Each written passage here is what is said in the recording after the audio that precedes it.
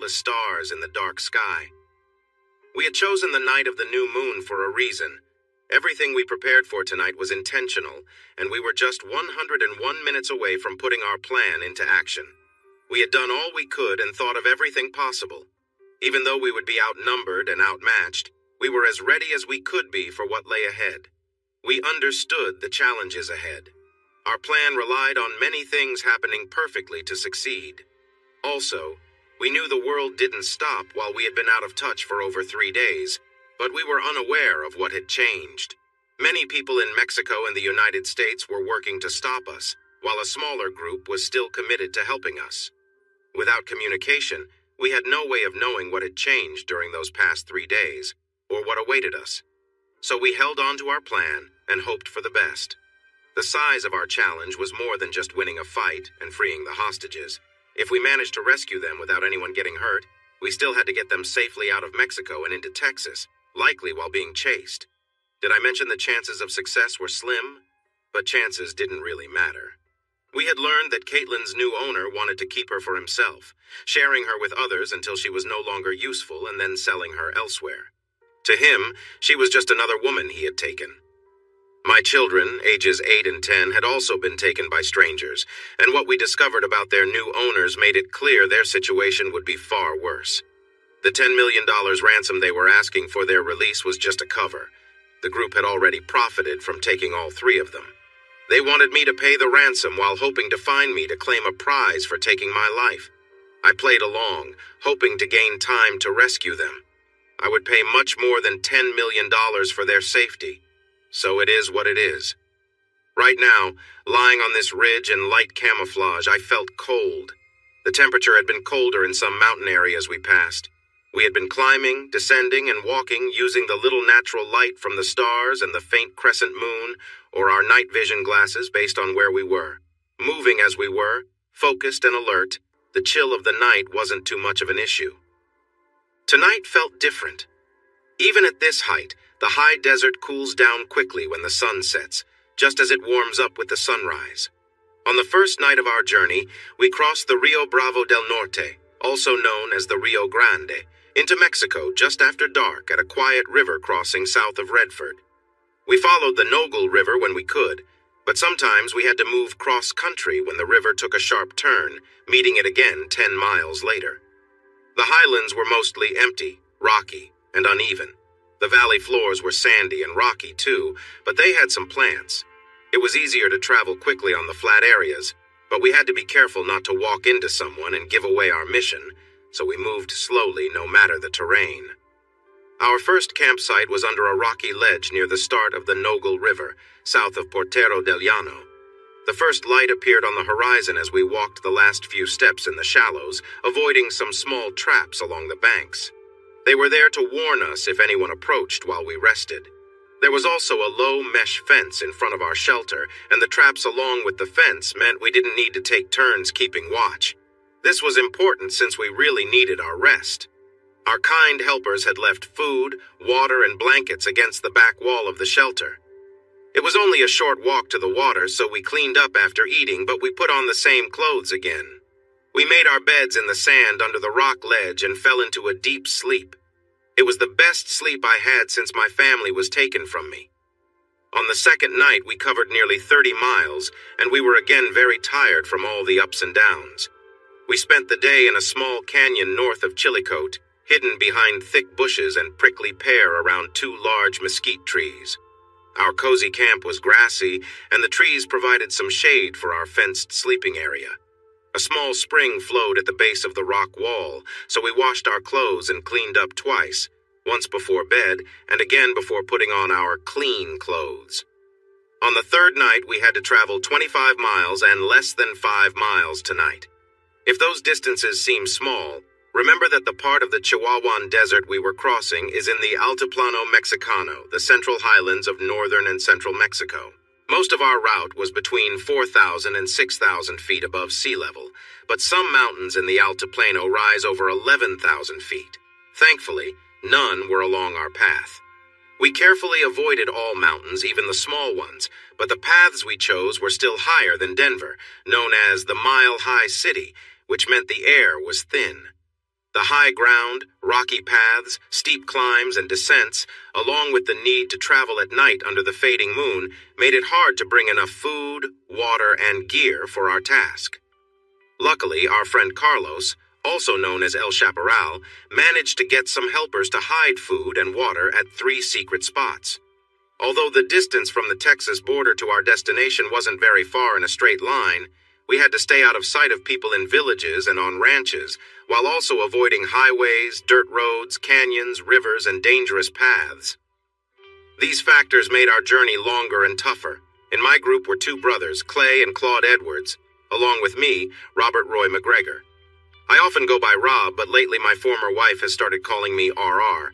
Clay and Claude run Ultimate Solutions, a security company that I helped start, which once provided protection for me and my family.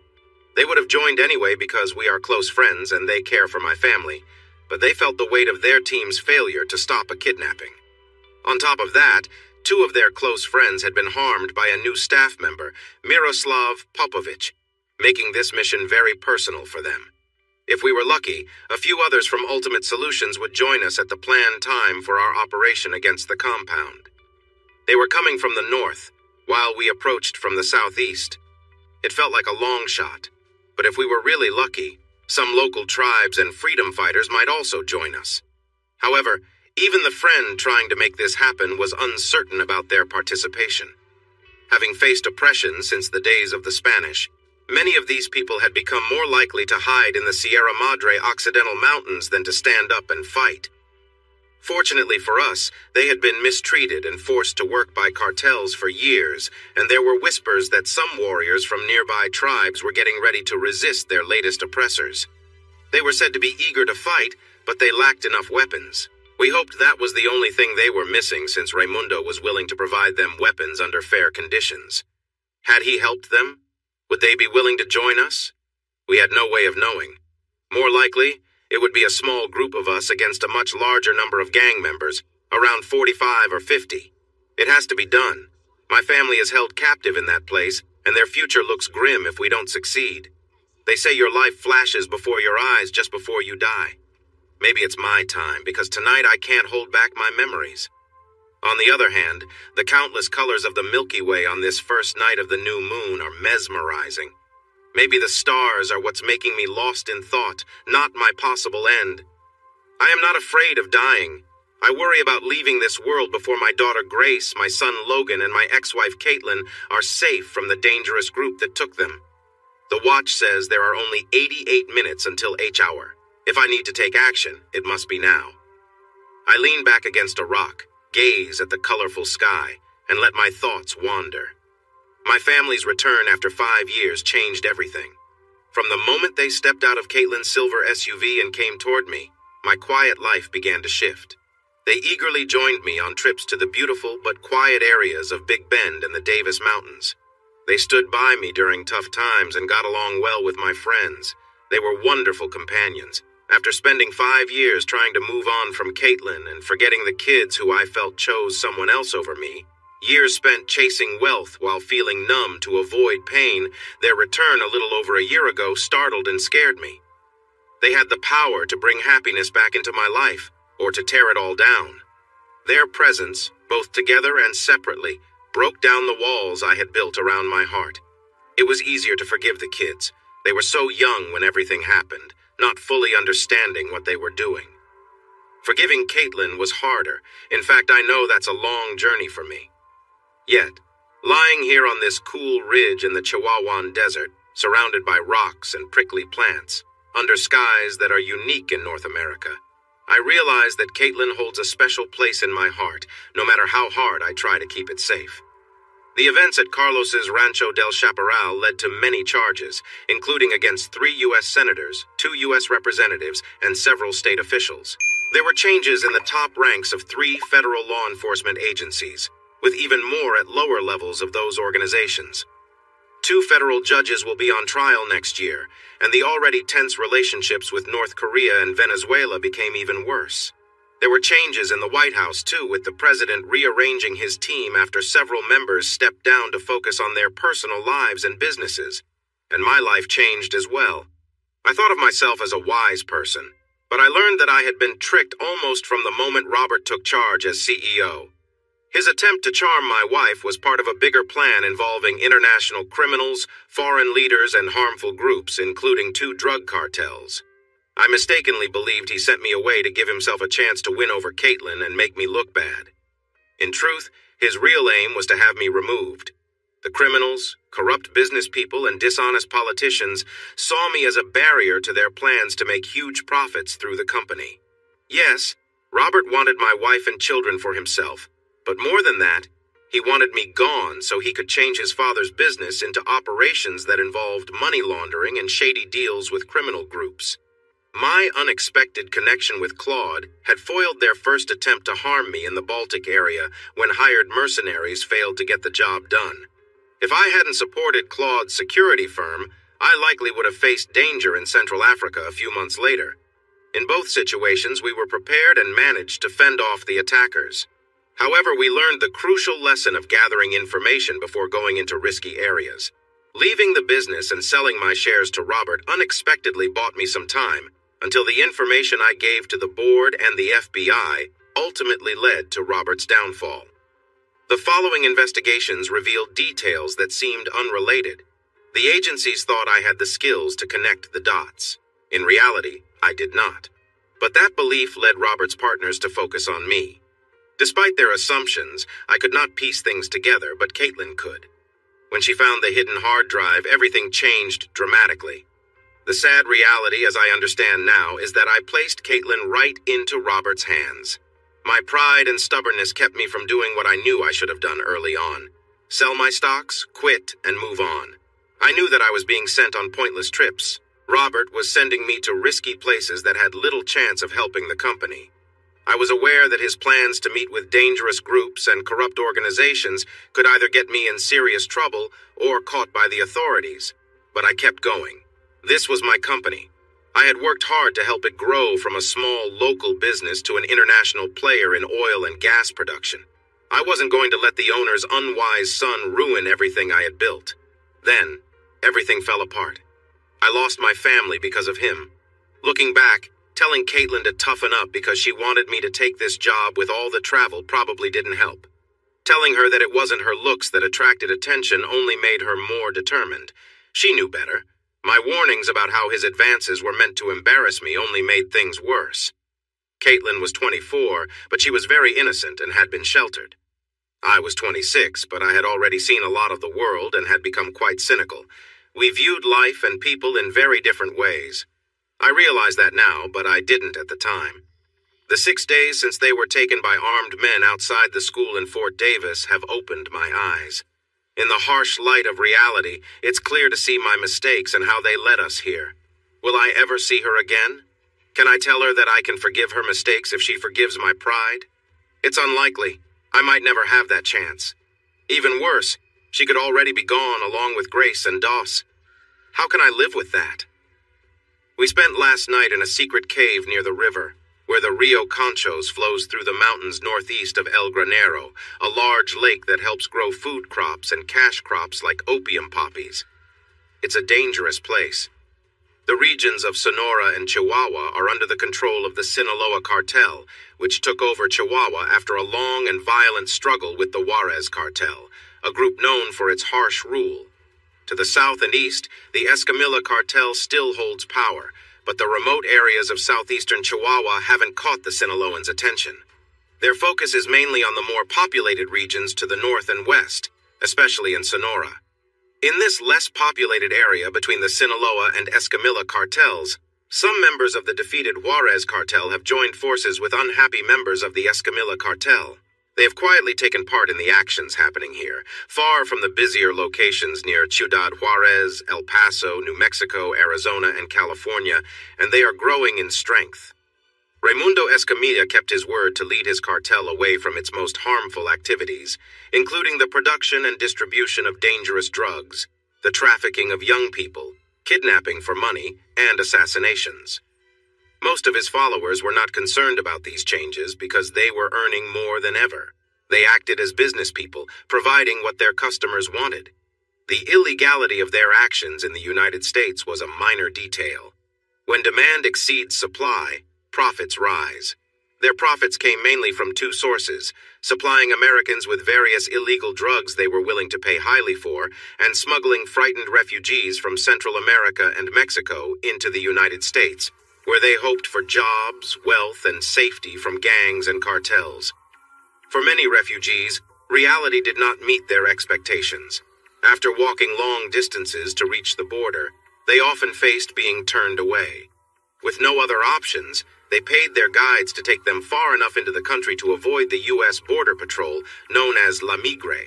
Some people were taken to the cities they wanted to reach, but many others were taken farther away and left far from their desired locations. Many of the women found jobs as housekeepers in homes, businesses, and hotels, or worked as waiters and cooks in restaurants and food trucks. They often became employees in other places that needed help, as shown by the many help wanted signs and reduced hours in various businesses. The men usually ended up in construction, landscaping, lawn care, road work, fence building, and farming jobs. Those with more skills or education, whether male or female, had different options available to them. Some young women, whether willingly or not, found themselves in tough situations. Raimundo, even when he was not in charge of the cartel, invested their earnings in legitimate businesses that brought in surprising profits and created well-paying jobs for people in Mexico. At first, other cartels and even some of his own questioned his strength and leadership, but his strong actions against those who tried to challenge him quickly changed their minds. I knew Raimundo had higher standards than some, but he was still a risky person. Luckily, he was a risky person who owed his position to me, and so far he had respected that debt. Raimundo and Carlos had friendships and connections among the indigenous peoples in the area. It was Raimundo who encouraged some of the young men by letting them know they might get help if they organized and trained for action. Their aim was to fight against those who had caused their people so much pain for many years, specifically the Juarezistas and Sinaloans. We later learned that Raimundo added a second condition for getting support. They needed to help deal with a gang that had taken over a box canyon north of El Granero and assist in freeing those the gang held. The state of Chihuahua, where I was, has seen many conflicts among indigenous peoples, rebels, various government supporters, and organized gangs for centuries. The current situation with the cartels is just the newest version of this ongoing struggle.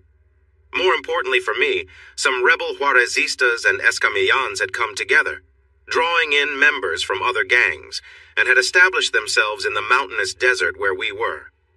Eventually, they would attract the attention of the Sinaloans, who believed they owned the territory. But for now, they were small and unimportant, like a fly bothering a powerful bull, not worth the trouble of dealing with. Ignored for now, they were focused on making drugs, growing, refining, and sending out various products, including some marijuana, which was still illegal in some places. They also took over the markets for human trafficking, kidnappings, and hired killings that Escamilla had left behind. This gang was responsible for taking my family and the death of their two guards. They boasted about their actions. Some gang leaders saw my past with Ronaldo Escamilla as a reason to accept their contract, but the main reason was that I was willing to pay a ransom of $10 million for my family's safe return. They planned to carry out the kidnapping and then hand Caitlin, Grace, and Doss over to whoever hired them, but only after they received the $10 million from me. After that, they intended to ambush me and eliminate me to finish their task. The kidnapping at Fort Davis Elementary was well planned and executed. The local police were preoccupied with reports about threats at the school, and then they found the bodies of the security guards in their vehicle, who had been attacked. Hours passed before anyone noticed that a mother and her two children had been taken. By the time they understood what had happened, it was too late. The gang had crossed into Ojinaga and vanished into the desert. The FBI arrived in Fort Davis along with media from across the state and nation. The chaos set back the search for my family even more, and the sheriff could only apologize when Rob returned from South Dakota. Rob quickly contacted Mundo, who found out who was behind the kidnapping and why. The reasons included a new reward offered for Caitlin and the children, a bounty on Rob, and the chance to get back at the person responsible for Ronaldo Escamilla's death. The source of the bounty on the dark web was uncertain, It could have come from a rogue government, a terrorist group, or wealthy individuals facing jail time. Mundo assured Rob that no Mexican cartel was involved, but Rob remained unsure, believing there was some connection. He did trust the rumors that the contract was taken by a group led by Ronaldo's former associates who had separated from the Escamilla cartel after a takeover.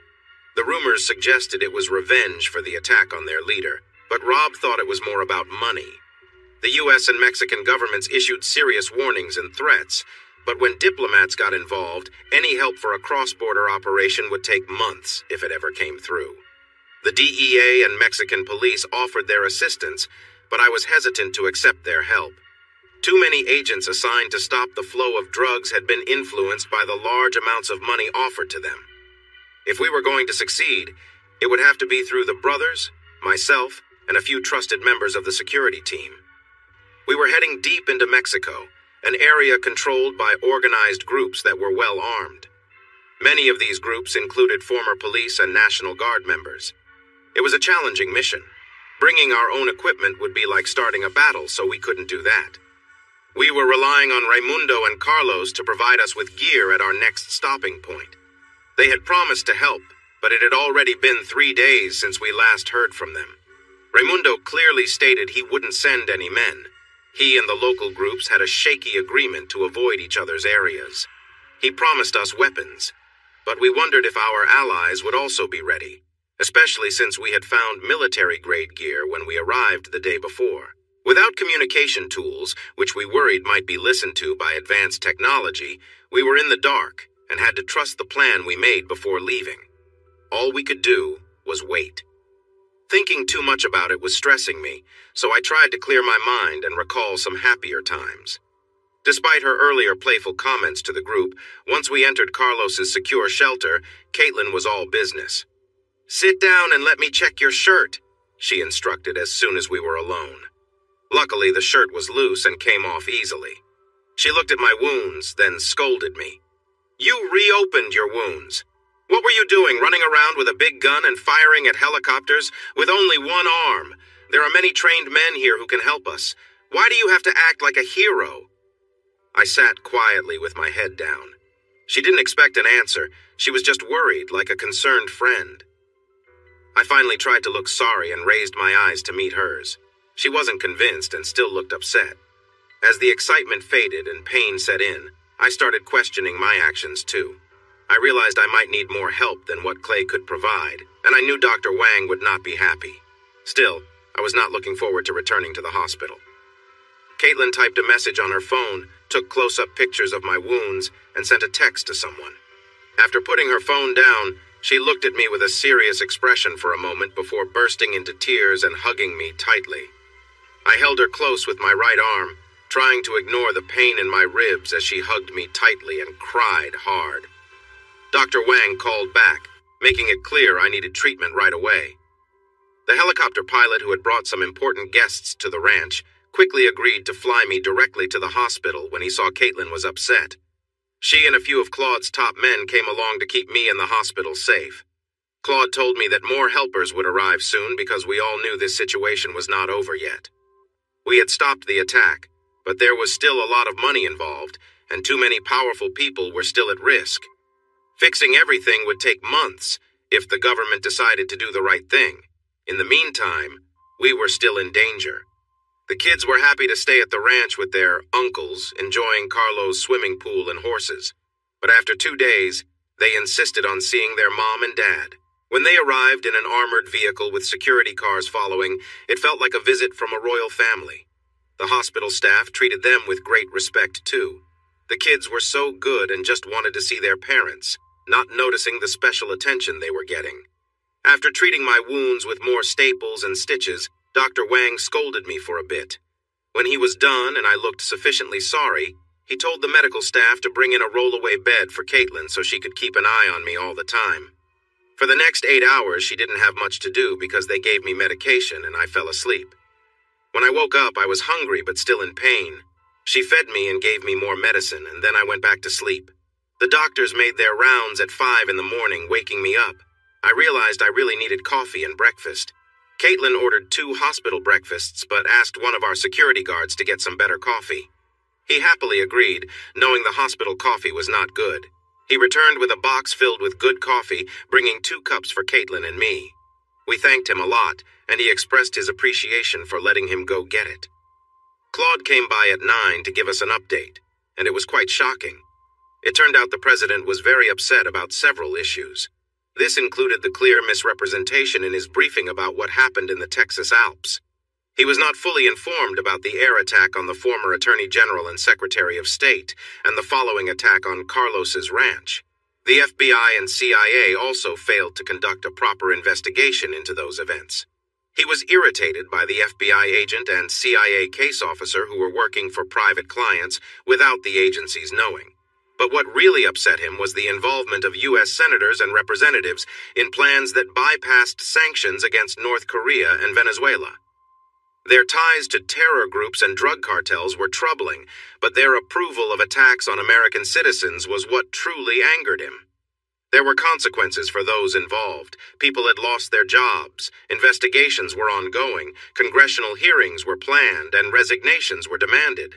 The strength of the U.S. government was on full display, but Rob knew some of the people would find a way to protect themselves, and the real issue would only be managed, not solved. Now, lying on a mountain ridge in Mexico almost a year later, he no longer puzzled over what was for show and what was real. It was clear that some powerful and spiteful people had managed to stay in their positions and were still working behind the scenes. Back then, lying in a hospital bed and hearing updates about actions being taken was quite reassuring. Caitlin had been upset with him for not letting the trained soldiers do their job, but he planned to leave everything to the proper authorities. There was no benefit in getting more involved. Caitlin was a caring and kind roommate. For 4 days, she slept on a small bed without complaining. She only left to eat with the kids, get cleaned up, and change her clothes. The nurses liked her so much that they gave her a locker and a key for their dressing room. As he healed and grew more eager to recover, the nurses appreciated Caitlin even more. She had a calming presence. She stayed close, checked on his wounds, listened carefully to the doctor, and asked questions when she needed to understand better. They spent hours talking, and during that time they reconnected and deepened their understanding of each other. As he got better and was able to handle physical therapy, Caitlin became less anxious and more playful. Little by little, the woman he fell in love with began to shine through. Unexpectedly, on the 5th day of his stay, she left at noon with her friend Clay and a group of security personnel. I turned on the TV and flipped through the news and sports channels. I felt bored and a bit lonely, and nothing I saw caught my interest, so I decided to take a nap. She didn't come back to the room until almost 6. I had heard her cheerful voice talking with the nurses about 30 minutes earlier. After some noise from their station, it got quiet, but she still didn't come in as I thought she would. Then Clay peeked into the room, gave me a wink, and said, "Be careful, my friend," before leaving with a chuckle. I wondered why he said that since there were so many people around for security. I knew the nurses had given her a locker to use and guessed she had gone there after I heard her voice fade. About half an hour later, I heard some cheerful sounds from the nurses and their playful comments. "No man can resist that. You've got him now." I almost laughed when she walked in, but her appearance surprised me. She really knew how to make an impression. Her hair flowed down in soft curls onto her shoulders. She wore smoky eyeshadow and mascara that made her blue-green eyes even more captivating. She had on strappy yellow sandals that drew attention to her slim ankles and legs. The bracelets on her wrists highlighted her graceful arms. The yellow mini dress she wore was eye-catching too. It was made of lace over a lighter layer, and it showed her back and shoulders. The dress hugged her figure nicely, with lace that beautifully outlined her shape. She looked amazing, and I was taken aback. She came to my side, leaned down, and gave me a quick kiss. "I dressed up a bit because I have dinner plans tonight at 8, but I thought we should have the important talk you've been avoiding before he picks me up." When I continued to stare without saying anything, she put her hand on her hip and asked, "You remember the talk we need to have, right?" I heard some noise in the hallway and shifted my gaze away from her. I noticed 3 nurses peeking in. "I'm over here, Rob," she called out, but I saw her wink at the nurses as I looked back. They hurried off, giggling. Standing just out of my reach with a playful smile on her lips, she looked simply delightful. I reached out my hand, but she took a step back to the armchair, sat down gracefully, and crossed her legs. She leaned forward, looking at me with a playful smile, and asked, "Cat got your tongue, RRR?" Trying to regain control and stall for time, I asked, "What conversation are you talking about, Caitlin?" She rolled her eyes and replied, "You know, the one where you decide if I'm part of your life or if I need to find another way." "That should be an easy talk," I said, confused. "I already told you I still love you. I moved you and the kids into my house when you needed help. We spend our days together. What more do you want from me?" I asked. She dramatically uncrossed her legs, giving me a glance up her yellow dress. If I remember right, the day before everything happened, you said we shouldn't be together until you figured things out. Have you figured them out yet?" "Come here," I said softly but firmly, moving over and patting the bed next to me. She shook her head. "No, I want you to make your decision without any distractions."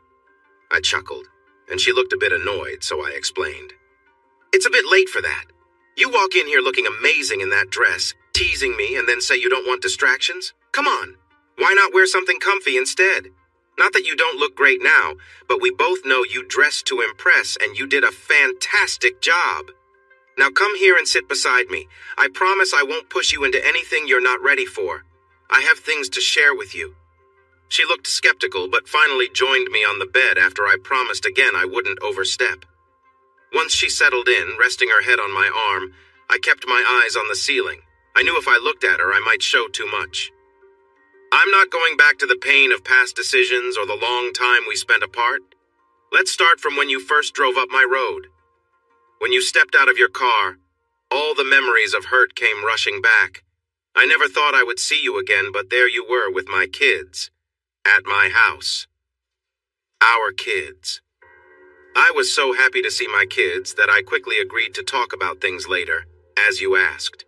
I pushed away my anger, resentment, and pain, and we entered an uneasy truce.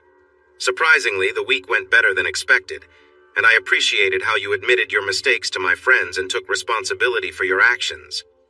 In the days since then, you've stood by me courageously in dangerous situations. You bravely acted to protect me, yourself, and our kids, and helped keep me safe when I was hurt. Since you came here, you've continually shown your affection and dedication through your actions, and I no longer question your commitment. While I may always have some lingering doubts like when you and Clay disappeared for a few days, my rational mind knows how much you care for me. So, Caitlin, would you agree that a lot has happened and changed since I asked for some time?" "Yes, I would," she replied softly, moving a little closer.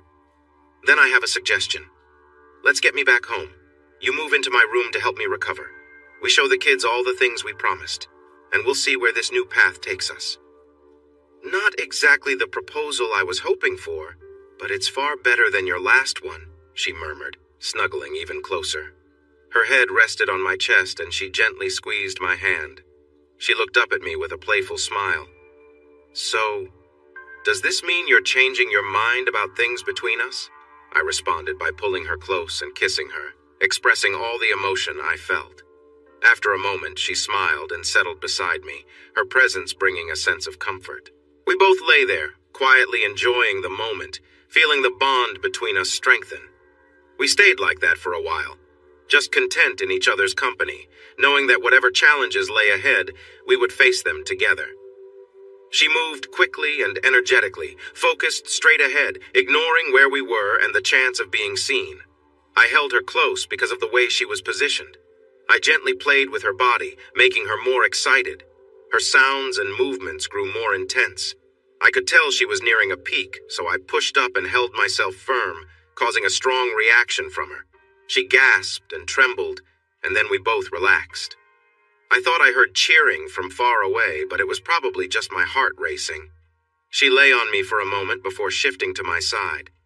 "I hope I didn't hurt you. Dr. Wang will be so mad if I did." I told her I felt great. She smiled and rested her head on my shoulder, pulled the blanket over us, and we drifted off to sleep, wrapped up together until morning arrived with laughter and a notice that the doctors were coming around. I will always remember the sight of her rushing to get dressed, her hair a bit messy, as she hurried into the bathroom. As I lay there under the stars, I hoped this memory would stay with me for many years. The watch showed T 70 minutes. I didn't see anyone moving around the large house or the surrounding mesas, even with my binoculars. I knew at least 2 men were to my left, with Claude and Clay beside me, but they were skilled at staying hidden. 3 guards around us were taken out quietly by Clay. It's helpful having someone with special skills. There were supposed to be more guards nearby, but the area was still. Hopefully our friends had taken care of them. I felt a brief moment of hope, but pushed it away to focus on the stars. During my second week back at the mountain lair, we finally got to go stargazing at the nearby observatory. The injuries I had during the kidnapping delayed our first outing, but it turned out to be perfect. We got to see the comet Swift-Tuttle and the falling stars it left in the night sky. This trip led to another one at the old airbase in the desert near Marfa, where we waited excitedly to see the Marfa lights. They appeared around 11 p.m. Sometimes they blinked on and off while moving along the horizon. Other times they shot straight up like rockets or they flew toward us before rising into the sky. We watched as they climbed higher until they disappeared among the stars. This experience sparked deep talks about mysteries in the world, much like our stargazing discussions on the size of the universe and things like comets and black holes. My kids are young but very smart, and that's not just because I'm their proud father. Their uncles think so too, even if they might be a bit biased. We also explored an old mine being fixed up in Shafter Ghost Town. It was both scary and eye-opening. It's hard to imagine how tough it must have been for miners working in those hot shafts long ago. We spent a day at the Museum of the Big Bend at Sul Ross, learning about the history of this vast area. Our 5 guides shared stories and information at nearly every exhibit, and soon other visitors were following us from place to place. We even made new friends. Grace and Dos made friends too, though Grace's new friend seemed more interested in her than in the history. He looked to be about 12 or 13, and she is only 9. I'm nearly 10, Daddy. My frown got a giggle and an elbow from her mom, who should have been as bothered as I was. Instead, she whispered, "Get used to it, honey. She's going to be popular." "She already is," I said under my breath, "and I'm not so sure about that." This made her giggle more and pinch me playfully. It was enough that Caitlin wore a short floral sundress with red sandals, catching the attention of everyone around us. But I'm used to it. My Grace is still so young. We spent another day at the Chihuahuan Desert Research Center, learning about the plants, animals, and land of the vast Chihuahuan Desert. Our guide wanted to ask Doc for help, but Doc said our guide should tell us everything first. He would then add any information he thought might be useful later. We learned that the desert is the largest in North America, covering over 250,000 square miles and stretching from Albuquerque, New Mexico to just north of Mexico City. He told us about the Altiplano in Chihuahua, Mexico, and the Sierra Madre Oriental and Occidental mountain ranges that surround the desert to the east and west. At first, these details seemed like fun facts, but after hiking in the area for 3 days, I started to feel the size, geography, and risks of the landscape more personally. If things go wrong, we could end up lost in this desert. Even if we make it, we still have to find our way back to Texas, likely while evading some dangerous people. Sigh. With 57 minutes left, I try to push away thoughts of my body being lost in this place. Instead, I look for happier memories to reflect on. Caitlin had listened, learned, and practiced her caregiving skills while I was in the hospital. Once I was back home in the mountains, she became a skilled and dedicated caregiver. She made sure I did my physical therapy, both alone and with the help of therapists in my home gym. I always worked under her watchful eye, which sometimes felt like a glare. She also insisted we take long walks around the ranch. I was a bit annoyed at her insistence on my quick recovery at the time, but now I understand and appreciate her dedication. Business doesn't wait for anyone, so I spent a lot of time on the phone, but I still did everything I needed to recover fully. Caitlin made sure I stayed healthy by drinking plenty of fruit juice instead of beer. She pushed me to eat fresh fruits, vegetables, and lean protein. I started to dream about a plate of cheesy enchiladas. We had to come to an understanding, though, when I poured myself a second cup of coffee at 7 a.m., and she reminded me that the doctor suggested more water and less caffeine. Clay, Claude, and the kids stayed back whenever she shot them a serious look if they tried to interrupt my workouts. She was tough. At night, she was a different person. She was always thoughtful about my injuries, showing care during our moments together when I could tell she wanted to be more passionate. Maybe that was her motivation to help me recover quickly.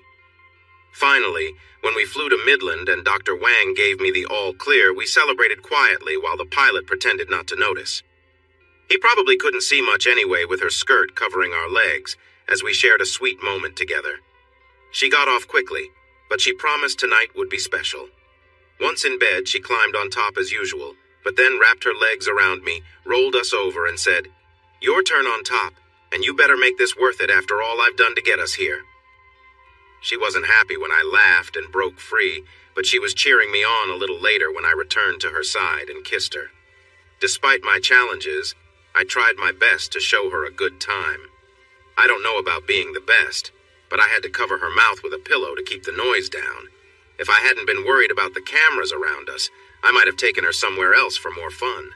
But I think I did all right, or so she said when I finally gave her a moment to breathe after a while. Early the next morning, we left the room with our arms around each other, headed to get some coffee. Clay and Claude were waiting outside our door with some wires and gear. We both looked confused, and Caitlin asked, "What is all that?" "Don't worry about it, little buddy," Clay replied. He held up a box labeled Ultra-High Definition Miniature Camera. They smiled at her and started toward our bedroom door.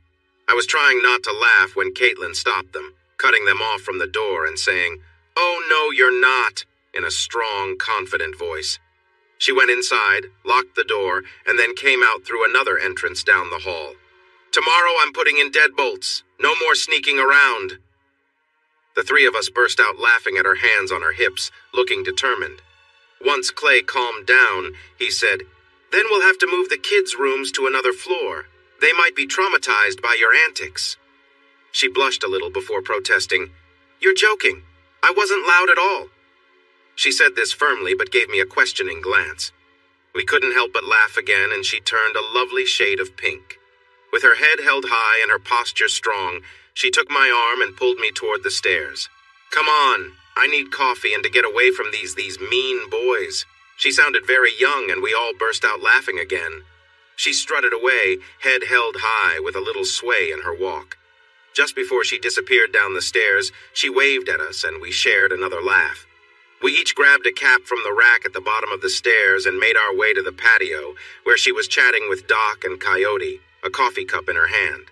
We approached her, heads down, and said, "We're sorry. Please forgive us. We didn't mean to upset you." The older men were smiling, and Caitlin was trying not to smile back. Finally, she giggled, and we all pulled her into a friendly group hug, continuing to ask for her forgiveness for teasing her. This lasted about 20 seconds before she laughed and tried to break free. "Okay, you're forgiven. Now let me go." We released her and went to the coffee maker to fill our cups. When we returned, she had her hands on her hips again. "There's something else. What are you calling me? That chica thing. And don't try to tell me it's something bad." Smiles spread across our faces as Clay answered, "Oh, you mean Chica Cachonda Insatiable. You should ask Coyote. That's his name for you." "Whoa," Coyote warned, shaking his head. "I didn't add the insatiable part, but after last night I think I understand why it fits." With her coffee cup still on the table and her hands on her hips, Caitlin turned to him. "What does that mean?" He said, Something like needy girl?"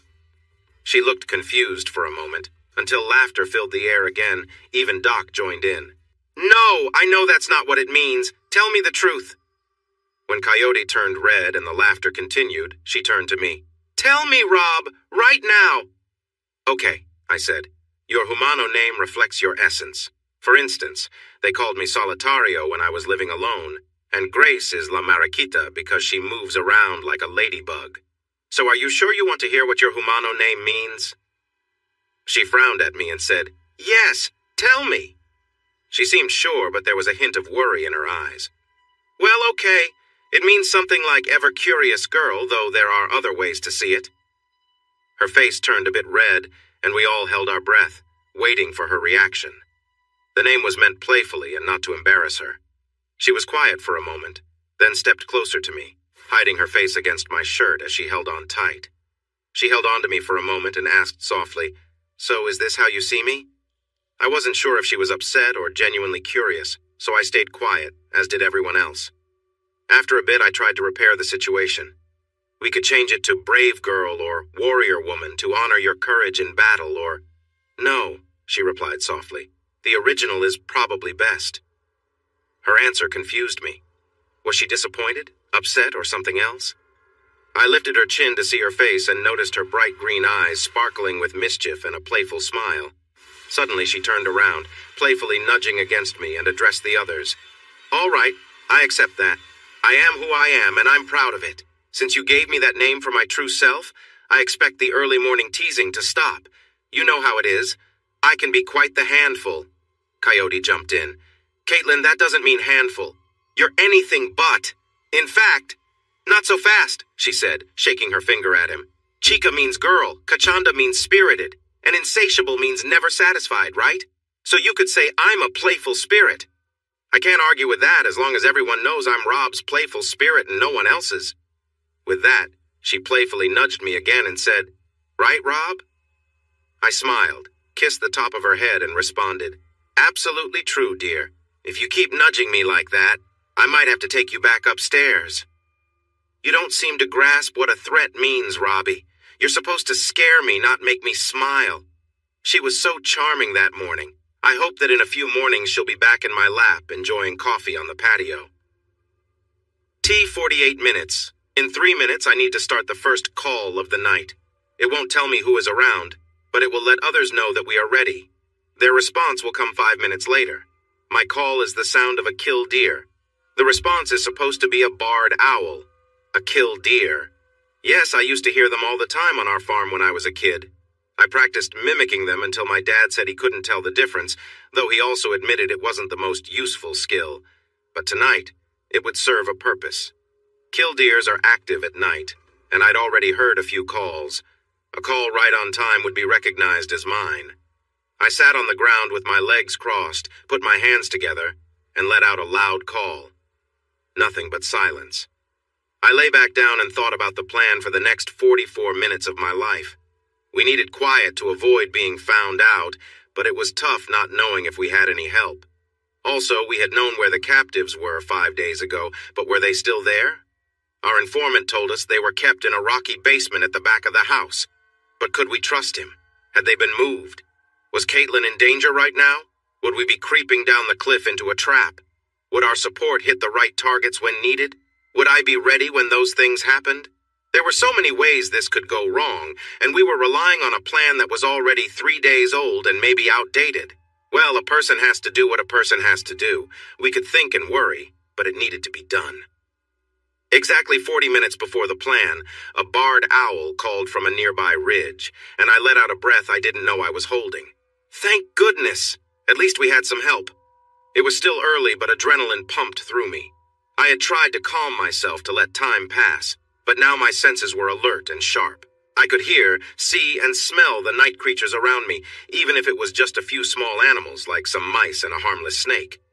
I lay flat and used my binoculars to scan the top of the mesa, the valley below, and the house. Everything seemed still. Or was it?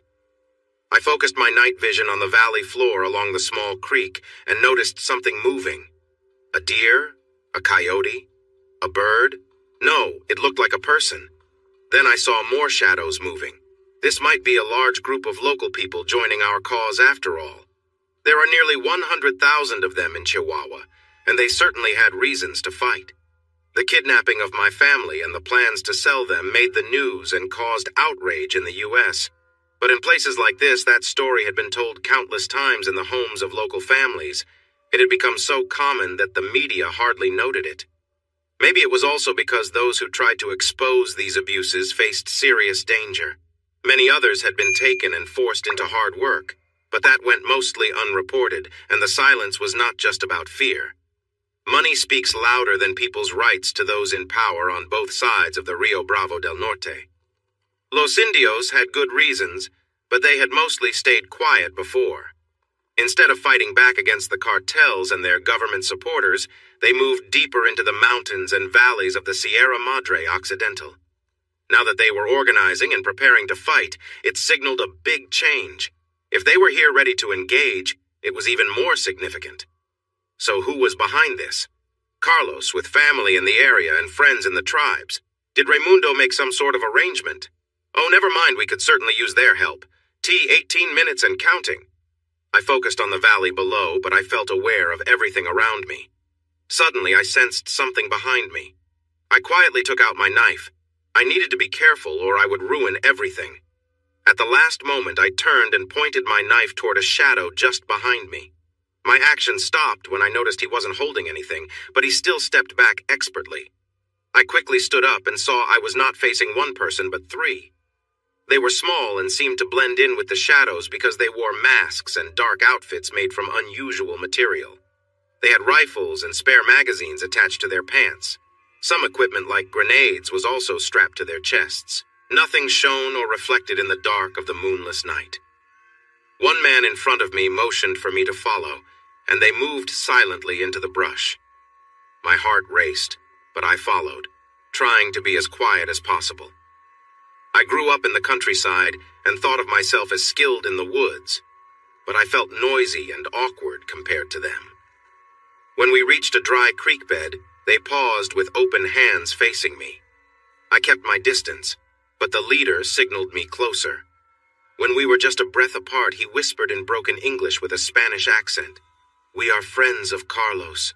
They have listening devices and sensors around here and in the valley. I'm unsure if they are still working. The shadows you saw are a mix of men from the tribes. They know where the sensors are and are headed toward the house. We came to update you. Others went to check on your two friends nearby. The 10 Americans across the way came here with us. We will help you get to the valley floor unseen. Carlos wanted to tell you that the plan has changed.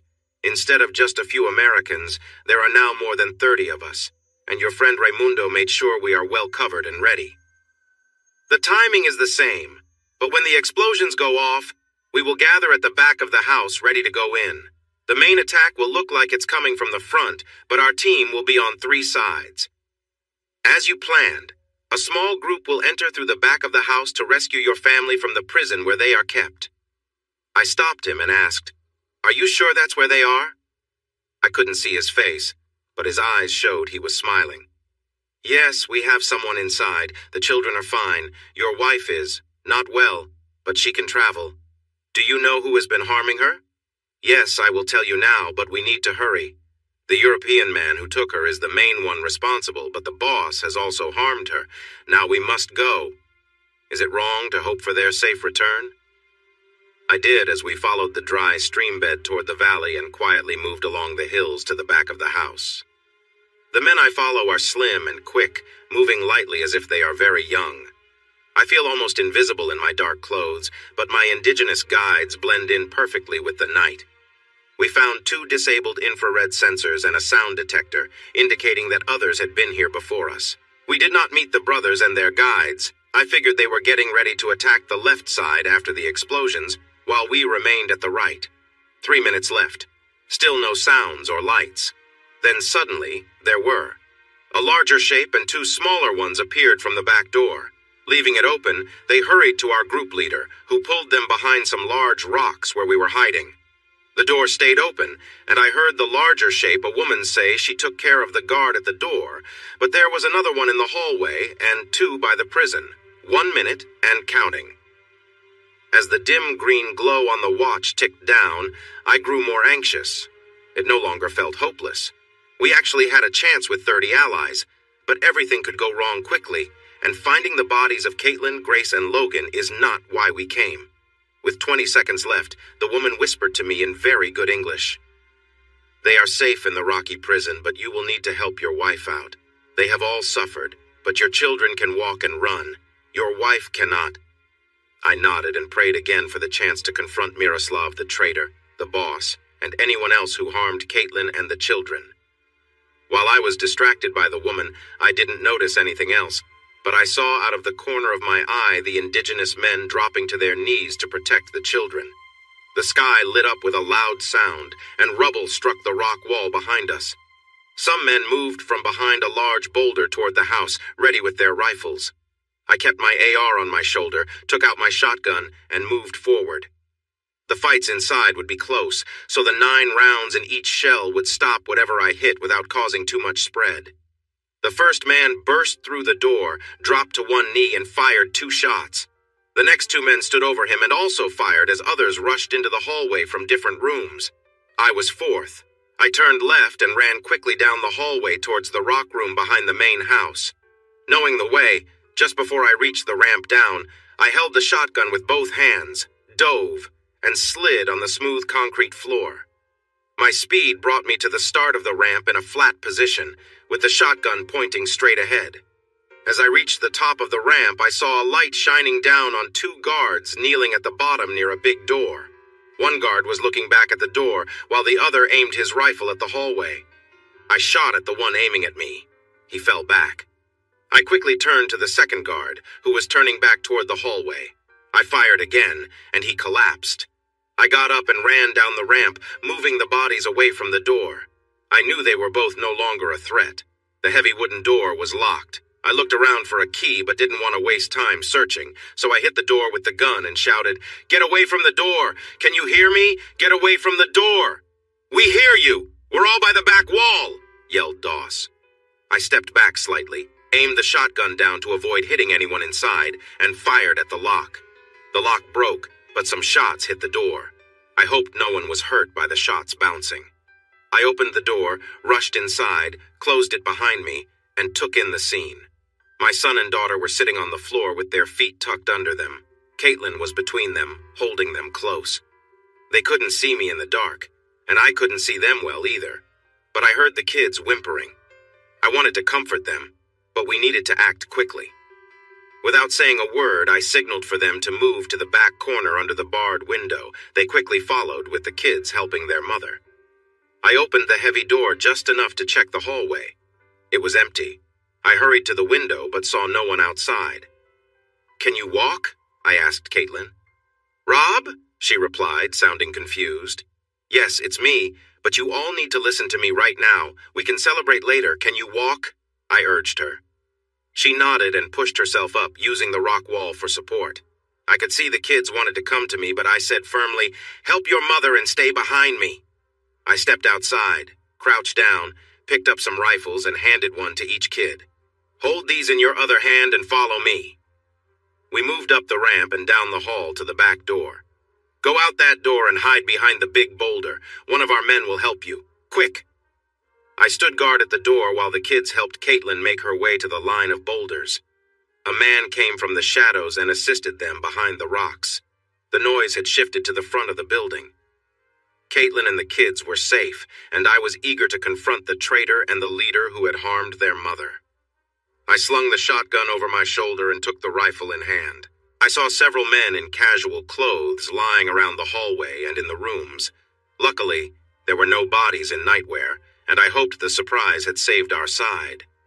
There was a spot halfway down the hall where shots were being exchanged between gangsters in a fortified room and our men, although there were only 2 high windows to shoot from. I could also hear some firing from outside, but it had quieted down a lot in the 10 minutes since we entered. Our goal was to win and get out safely, but I wanted Miroslav and the leader alive. They had more to answer for. Clay was one of the men involved in the standoff inside the house. I walked up to him and offered him a grenade from my belt. He hugged me quickly and asked if the family was okay. I nodded and said, "I think so, but Caitlin is hurt." His smile turned serious as he took the grenade. I traded the rifle for the shotgun, moved back a few steps, and fired a shot at the top hinge of the heavy door. It held. I fired again, and this time it gave. I looked at Clay, who nodded. The 9 shotgun pellets blew the locked handle away, and the door tilted enough to create a small opening. Clay smiled and tossed the grenade inside. I waited for the blast, then shot the bottom hinge off. We jumped through the door, 1 on each side, and evaluated the scene. 4 men were clearly down, and 5 were moaning on the floor. Miroslav was sitting 6 feet away trying to aim his rifle. Clay aimed at him, but I shouted, "Mine!" and took a couple of quick steps toward him. I kicked the rifle out of his hands with my boots and hit him hard on the shoulder with the shotgun. He screamed and clutched his collarbone, which I had meant to hurt. He looked up at me with fear in his eyes. I pulled off my mask and smiled down at him. "You will spend your life wishing you had just done your job." I saw him go from fear to defiance as he smirked, "Your wife is great." He never finished his sentence because I hurt his other collarbone and then his nose. He screamed and fell back, and I gave him a sharp kick that made him cry out in pain. Clay laughed at that. As his scream turned into a softer whimper, I leaned over him and said, "For what you said about her, you will pay dearly.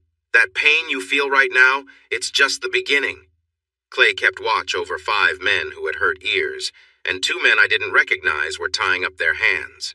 He winked and said, "You think you're tough, but these guys know a lot more about hurting people than you do." I pulled a cord from the curtains, wrapped it around Miroslav's neck, and dragged him down the hall. With his injuries, he couldn't keep hold of the cord, and he struggled to ease the pressure on his throat. That worked for a while, but I knew the relief would come back as pain later on. The sky was starting to brighten, and I could see the few gangsters left were sitting on the ground in the yard. I found Abel and asked where the assailant was. He said he didn't know, but he wasn't among the dead. "Oh, he thinks he's just one of us. I have a way to change that. Look after your friend, I'll be right back." Abel glanced at Miroslav, who was struggling, and kicked him hard. "Stay still or I'll make it worse for you." The man who had been looking after Caitlin, Grace, and Doss pulled off his mask and was helping her walk to the house. I crouched down for the kids, and they ran to me, crying. As they got closer, I saw bruises on their faces and arms in the morning light. Miroslav's troubles were about to get worse. Once I could breathe again and wipe away the tears, I looked at Caitlin. She looked different, pale and unwell, with dark circles under her eyes, bruises on her face, and a spot of blood in her hair.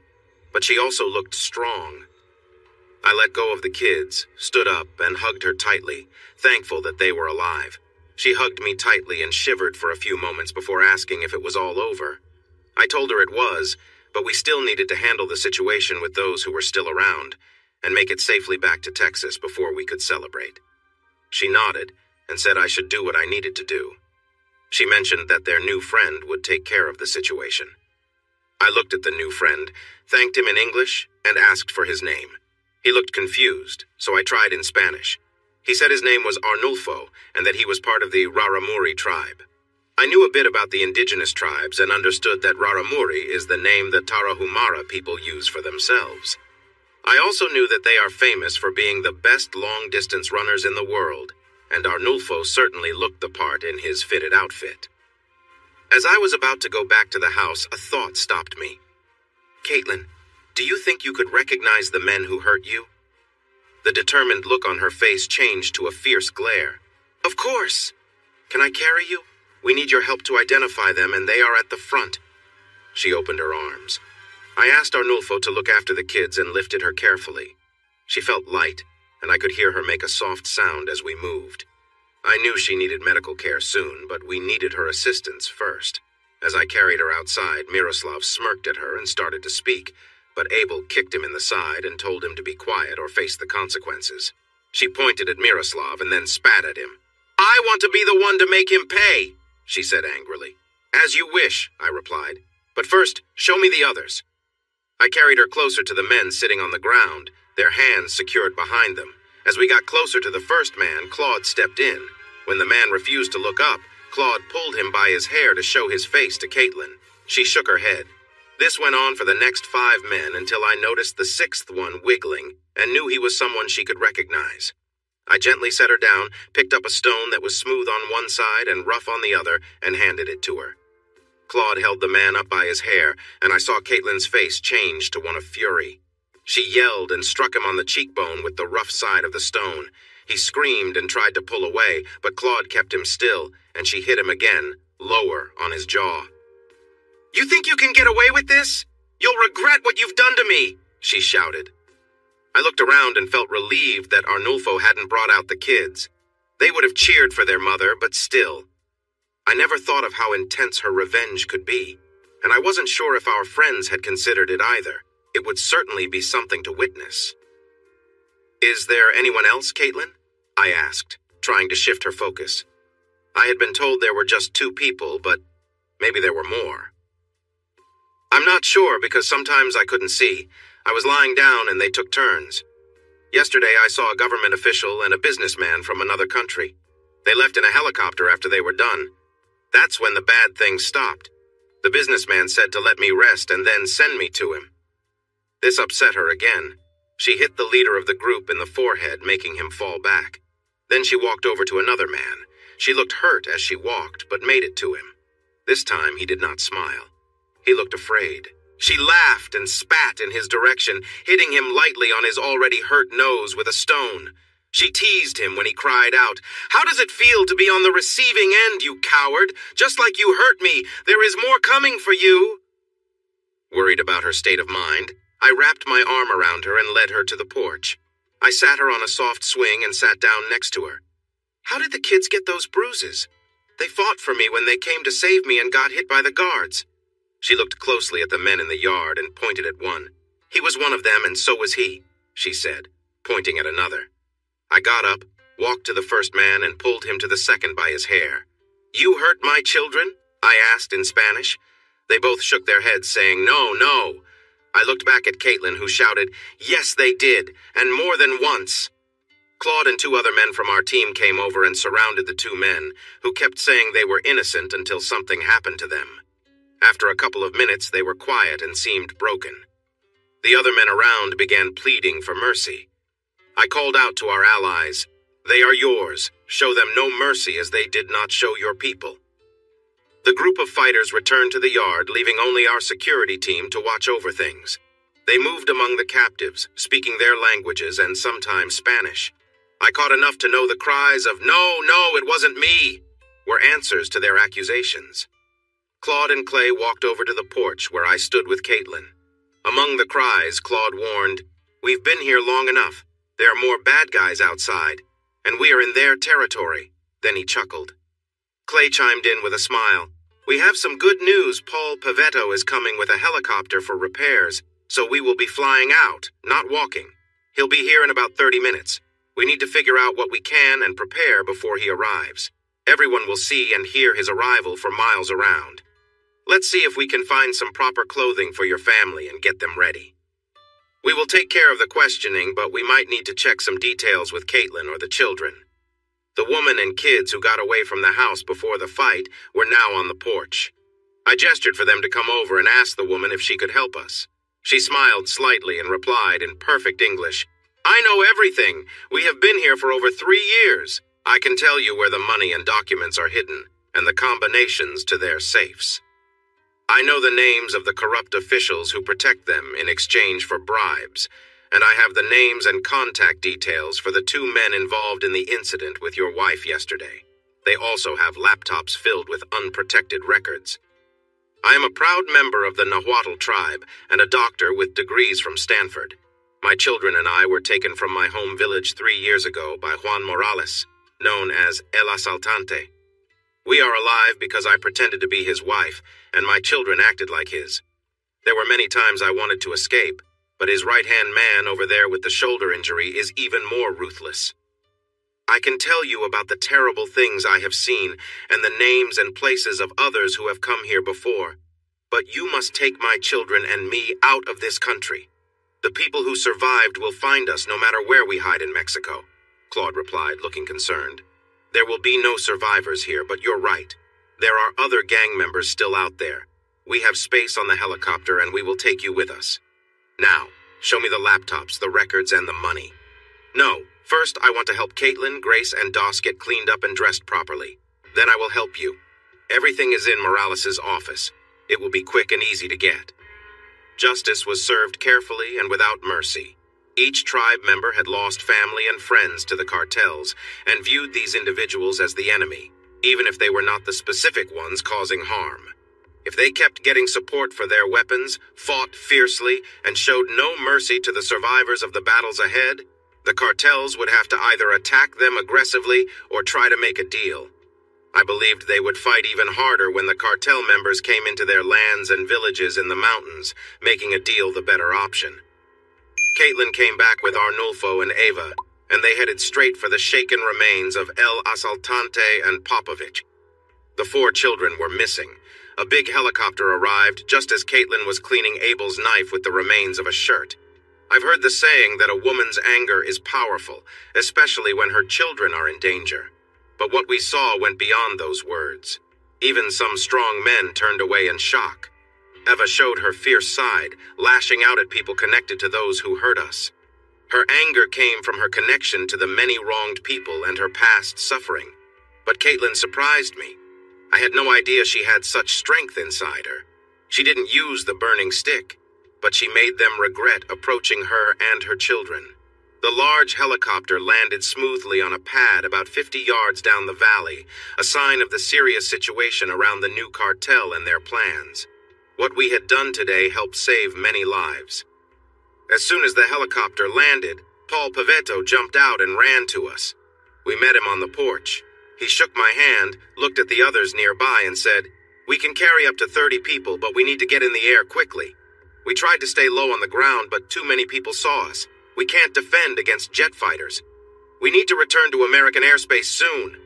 Those of us wanting to go back to Texas gathered and walked toward the waiting helicopter with Paul. The closer we got, the more impressive it looked. "What kind of helicopter is that, and where did you get it?" I shouted over the noise. "It's a Mi-38, made in Russia and used for construction and transport," he shouted back.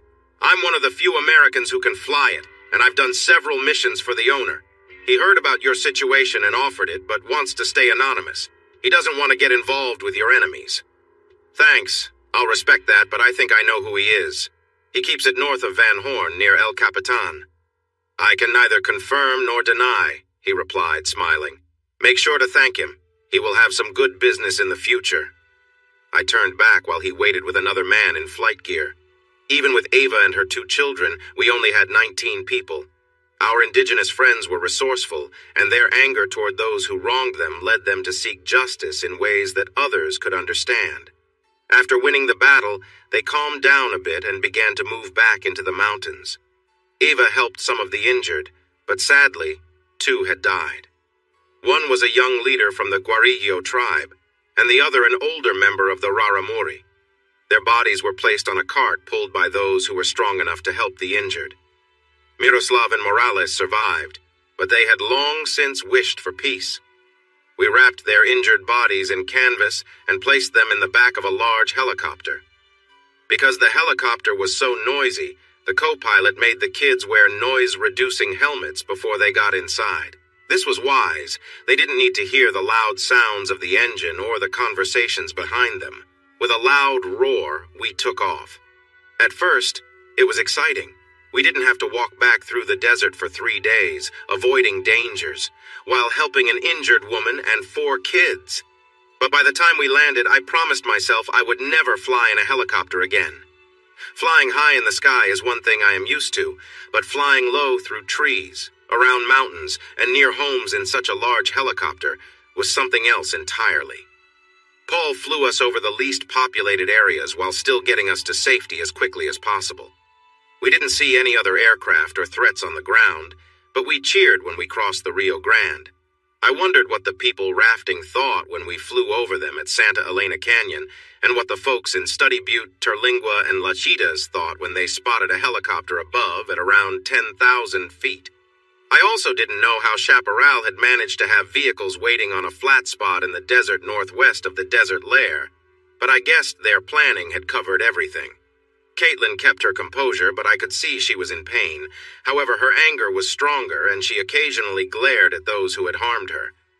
Miroslav and El Asaltante begged for mercy as we began to descend, but Eva joined Caitlin in explaining loudly why they should not receive any kindness, recounting the suffering they had caused to many others. I was glad the kids were wearing helmets, even though they had seen far too much already. Their pleas for mercy went unanswered, and they were unanimously found guilty and given a harsh sentence. Their cries and pleas did not change the situation. 20 minutes after we got off the helicopter, what remained of El Asaltante and Miroslav, the Serb would jump out from a high altitude, landing near an empty school bus stop outside Fort Davis. I hoped the message would be clear. I was sure Sheriff Goodson would understand it, but I wanted others involved to get the point too. I planned to make sure the sheriff had the chance to share this information on national news. The helicopter continued on its way past Van Horn, where it was returned to its hangar, which had crossed lightning bolts above the doors, just like on my gate. Clay drove our Suburban with Claude, my family, Ava, and her 2 children, straight to the Terlingua Ranch airfield where the plane was waiting. I sat in the middle of the second row with Caitlin beside me and Doss on my lap. Caitlin's excitement and anger were fading, and I noticed her lip trembled occasionally. I held her shoulder close, kissed her forehead, and turned to Claude in the front seat. He had his tablet ready as we discussed our next steps. "Who do we have in San Antonio?" I asked. "Esteban and his crew. They're skilled, so we won't have protection problems. They'll meet you at the airport. I assume it's SAI?" "No, the flight plan will say SAI, but we will reroute to Bourne and meet Ramos there. We cannot be sure if we are safe or if they are planning another attack. Let's get to the point. They started this fight unfairly. Unleash our backup. I mean every single one we have. Get more if needed." He nodded, a determined smile appearing on his face. The Edwards brothers were known for being tough. "Verify what Eva told us, then act on it," I instructed. "Post the bounties the same way ours were presented, make it clear. We won't directly threaten their families like they did mine, but they should still feel uneasy. Find a way to make that happen. The Russian may not care, but some of his men might, and the Mexicans and Americans will definitely be concerned. I wish I had more money, but I know some people who owe me, so cost isn't our main worry. We need to go after these thugs right away to create fear among those who get scared easily. Let's aim high first, before they realize we're on the move. Do you think we can pull this off?" "Our chances are better than I expected for this mission. We've been keeping an eye on them since it started. He has many men, but he acts carelessly multiple times a day. If all goes well, we can catch him and his best officers, but even if we can't, taking out some of his key players might still send a strong message. Our goal is simple. We want them to stop bothering you and your family. Clay will take charge, and I will help with information.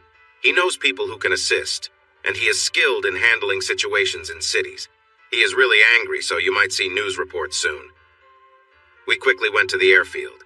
We helped Caitlin, Eva, and the 4 kids onto the plane, then stepped aside to talk privately for a moment. "Clay, if Robert's name comes up at any time..."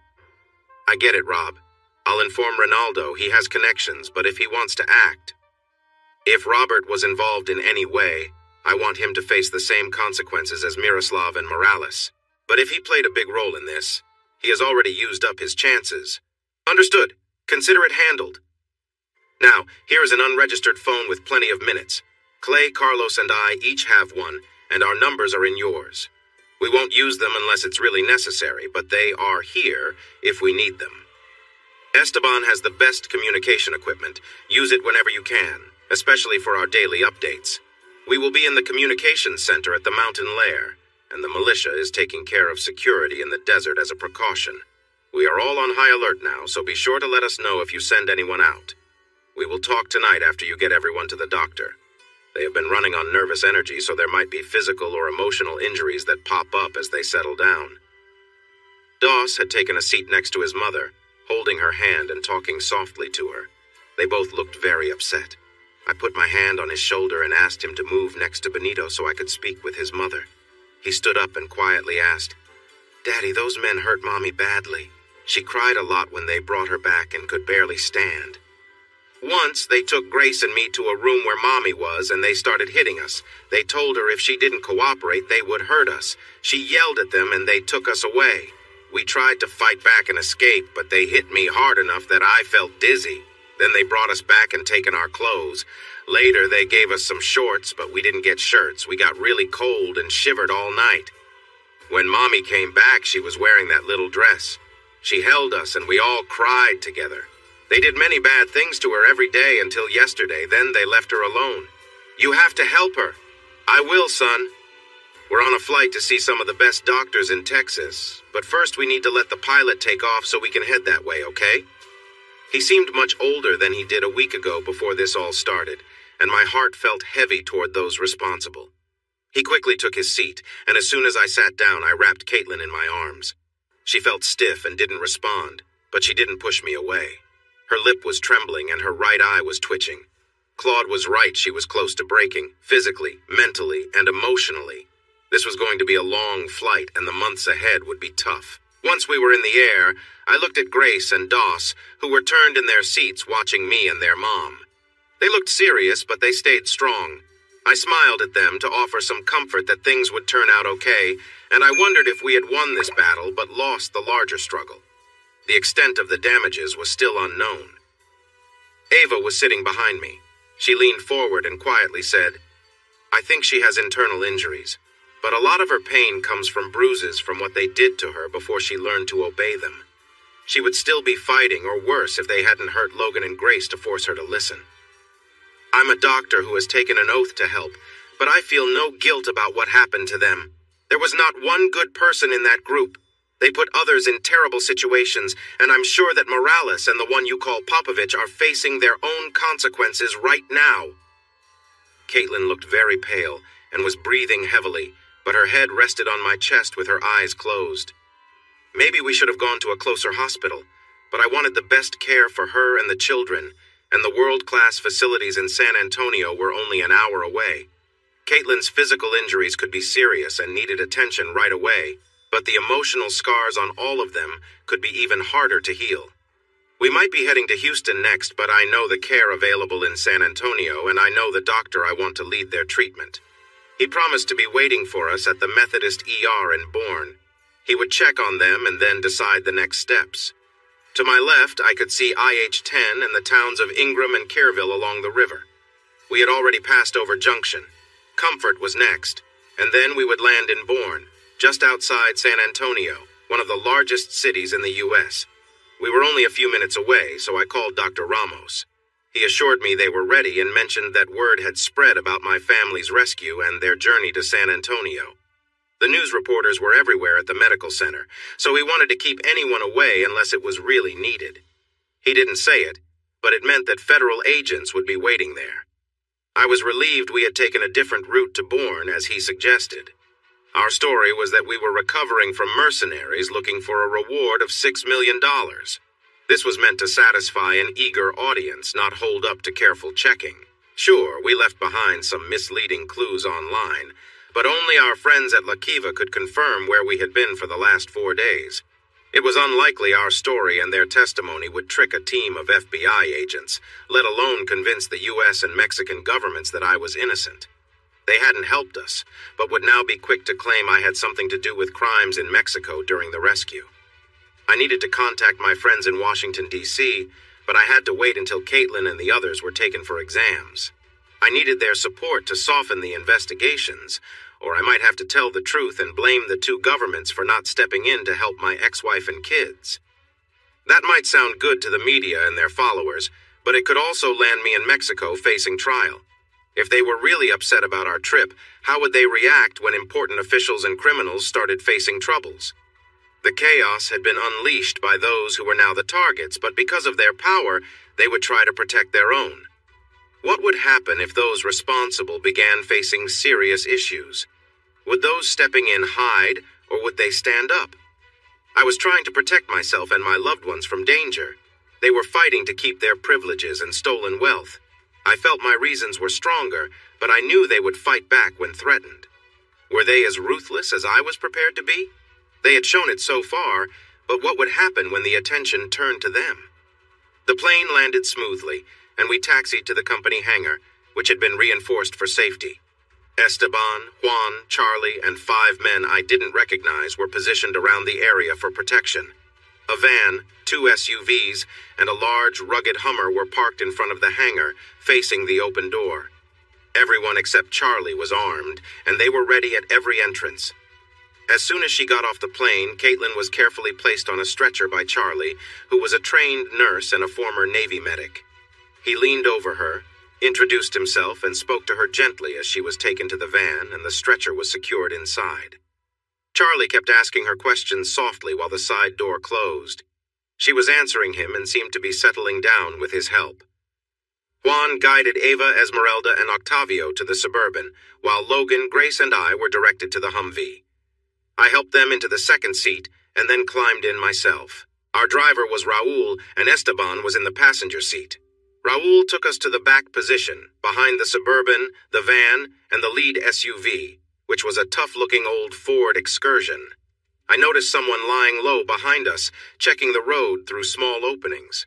He had several rifles and lots of ammunition around him. It was clear that being quiet was not our goal. We looked like the heavily armed convoy we were. Dr. Mario Ramos, a proud son of San Antonio with degrees from Johns Hopkins, was waiting at the ER entrance. He and Charlie were talking as they brought Caitlin inside. Another doctor asked, "Which one of you is Rob McGregor?" I raised my hand, and he immediately asked, "Are the children and the other woman the released hostages?" I nodded, and he invited them to come in with him. My kids looked at me with wide eyes. I encouraged them with a few kind words and a smile. Then Eva stepped in, leading all 4 kids inside while quietly explaining what would happen next. Grace looked back at me just before the doors closed, but she seemed calm enough. Other members of Esteban's team had already taken up good spots around and on top of the building. He organized the rest of the team and asked me to return to the waiting Hummer to continue our talk. After assuring me that our security was strong, he wanted to discuss our recent trip into Mexico and share details about our known and suspected enemies. Esteban was very smart and had a lot of information. After an hour, he made several connections we hadn't considered yet. I agreed to discuss those connections further with Claude and Clay, and I told him I was going to check on the patients. Just then, Mario was coming toward the entrance looking for me. "Your kids and Ava's have been checked and had blood samples taken. We're doing CT scans on them next. Caitlin is getting an MRI to confirm what Dr. Valdez and I suspect. We will know soon enough, but if we're right, she will be moved to the surgical wing. Dr. Valdez has a good relationship with the 4 children, so she and Dr. Alanis are in charge of their testing and care while I focus on your wife." I felt it would seem a bit rude to correct him by saying ex-wife, so I didn't. Instead, I promised myself to stop correcting people about that issue and to work on fixing it soon. Nothing like losing someone to make you see how important they are to you. I did ask him about Dr. Valdez. He looked surprised and said, "Dr. Eva Valdez, the one you brought here. You know she trained at Stanford, right?" "Yes, but I didn't know her last name, so she has your respect, even if she didn't go to Johns Hopkins," I joked. He smiled and replied, "Stanford was almost my first choice." Dr. Ramos took me inside the building. Through several doors he opened with his card, until we reached radiology and nuclear medicine. Let's see what they found.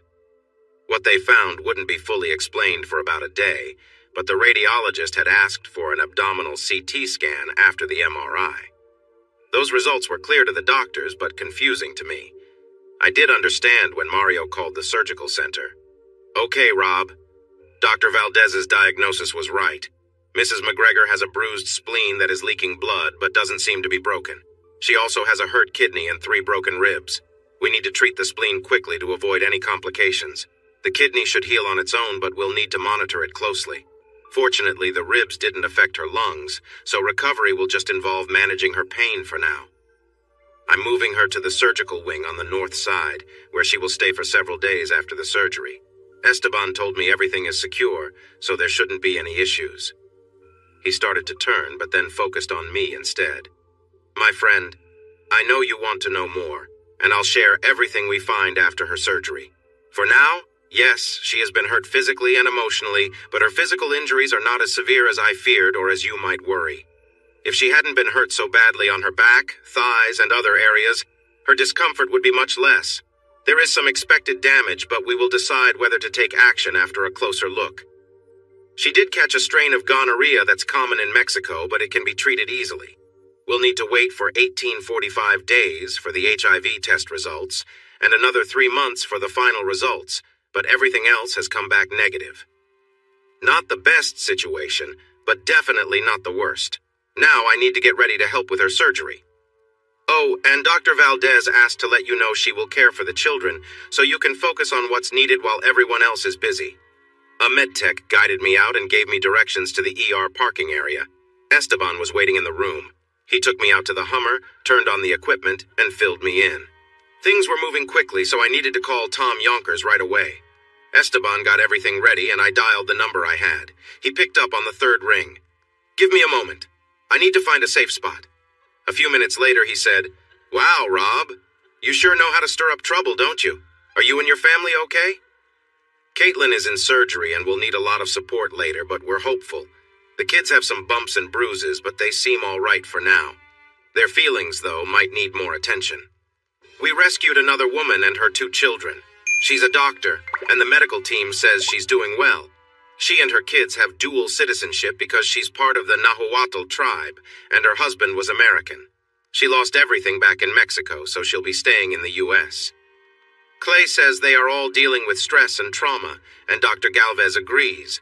Mario Ramos is looking after them. I'm sure you remember him from before. Now I have a lot of real enemies who still want to hurt me. How many of the loud, troublemaking kind do I have back east and down south? I probably need to see your real enemy list to spot the overlaps, but there are a few, not too many. Some people back east are embarrassed they didn't do more while you were rescuing the hostages, and most are still ashamed about the mess with the North Koreans. Down south, they say they had everything under control and were going to swoop in to save the day before you sent in armed men and caused trouble. While they don't think you were actually part of the raid, they believe you funded it. General Lee and I think differently. Who is right? Come on, General Yonkers, do you really believe a guy my age in my shape could trek 100 miles across the dry Altiplano at night, let alone face off against cartel soldiers? I'm just a regular guy from Texas. Yes, we believe that, he laughed. And you'll have to tell us the whole story when we meet again. And congratulations on getting everyone back safely. Now, how can we help you? That was a longer and less friendly conversation.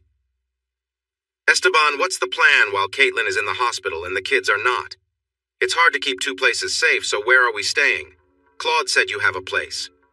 I don't, he chuckled. You do. Remember that small ranch you bought 2 years ago by Sister Creek and the Guadalupe River? It has a stone house built by German settlers in the mid-1800s. I can't imagine how those guys managed to move and stack those heavy 2-foot blocks, but it left me as amazed as anyone. We made the house, storm cellar, and barn pretty sturdy. We also set up some advanced equipment around the place just in case. Thanks for helping pay for that. We've used it 3 times, and now it's yours too. It's not the mountain lair, but it's not bad. How are things back east? Claude says he likes it when plans come together, so we should start checking the news. I was feeling frustrated. Back east, in the swamps, there's a lot of boasting and threats happening, but my source says most of it is just talk. They were too busy arguing while we took real action, and now they're embarrassed that someone else saved the hostages. Too bad for them. The government and the Justice Department need to wake up and deal with the boldness of criminals on our border and in our country instead of just talking while letting politicians collect money from their supporters. The war on drugs has been ongoing since Reagan, and the only thing that's changed is that the other side has more money, more weapons, and more power than many governments south of us. When faced with the problem of kidnapping, Washington said, "We'll need to go through formal channels." Oh yes, let the people responsible for the rise of the cartels decide what we do to protect Americans taken by them. That sounds like a great plan. Just as effective as the war on drugs. I sighed. Anyway, if everything is working out, they will have more to complain about tomorrow if they are still around. Caitlin's surgery was a success. They were giving her strong antibiotics to fight the infection that had started from a small injury. Mario made it clear that she needed to rest, and for the next 48 hours, her job would be to sleep. She would need help using the restroom, but her injuries needed quiet time to heal. Everyone was ensuring she could get the rest she required with medication, so I was told to wait until I got a call that we could visit her. Eva, Esme, and Tavo would be staying with us, along with 6 team members. Esteban was at the hospital with the other 5, so Charlie would lead our group. The old house showcased beautiful German design, and the view was one of the prettiest I had ever seen in Texas. The cypress trees along the creek and river seemed like they belonged in Oregon, and the clear, slow-moving waters of the Guadalupe looked clean and inviting. There was even a swing hanging from a tree over a deep pool of water. Caitlin will enjoy this place, I thought at first, but the loud laughter from the 4 kids drowned out my thoughts. They had found what they believed to be the best water park ever. They wanted to swim right away, even though it was almost dark. Tomorrow, I said, which brought a chorus of groans. But they quieted down when Charlie mentioned we would have dinner at the barbecue restaurant just up the road towards Sisterdale.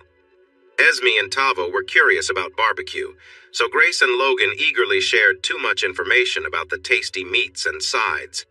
The fact that this barbecue spot, out in the middle of nowhere, had a parking lot full of cars was proof that it was good, and they were right, it was delicious. We all felt full and tired. No one stayed awake long after their baths, including me. What an amazing day we had.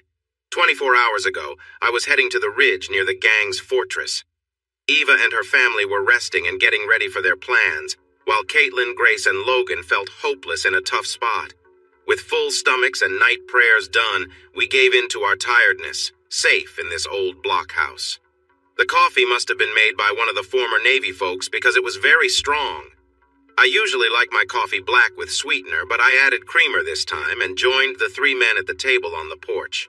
They laughed at my cup, but I was happy knowing I wouldn't upset my stomach as quickly. Next was Ava. She was barefoot and wore the same simple dress as before, but she looked calm, peaceful, and lovely, even though her dress was a bit worn and wrinkled. We greeted her through the screen door, and I warned her about the coffee, which she eyed carefully.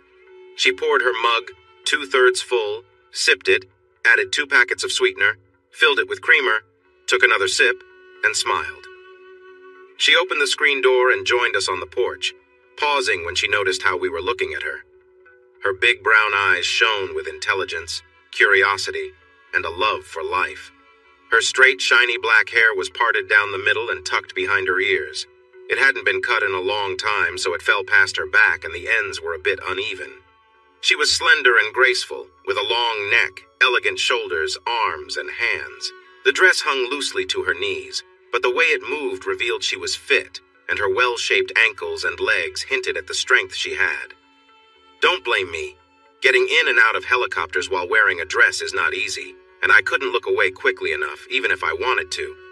She stood by the door, enjoying her coffee and letting us take her in before giving us a big smile. Speaking of which, we need to go shopping today. I plan to get rid of this dress and the kids' clothes to forget those memories. Turning to me, she asked, "Have you talked to Dr. Ramos this morning?" I shook my head. "Not yet." "Good. I want to listen in," she said as she took a seat at the table. We enjoyed our coffees and talked about the beautiful hill country and safe places to shop. Armando mentioned several shops in Bourne, so we decided to check those out first. Eva asked about internet access, and we found out we had fiber internet out here thanks to the local telephone coop. How exciting! It's been 3 years since I've had internet, and I can't wait to check on my bank accounts and investments. I also need new credit and debit cards. Can I have them sent here?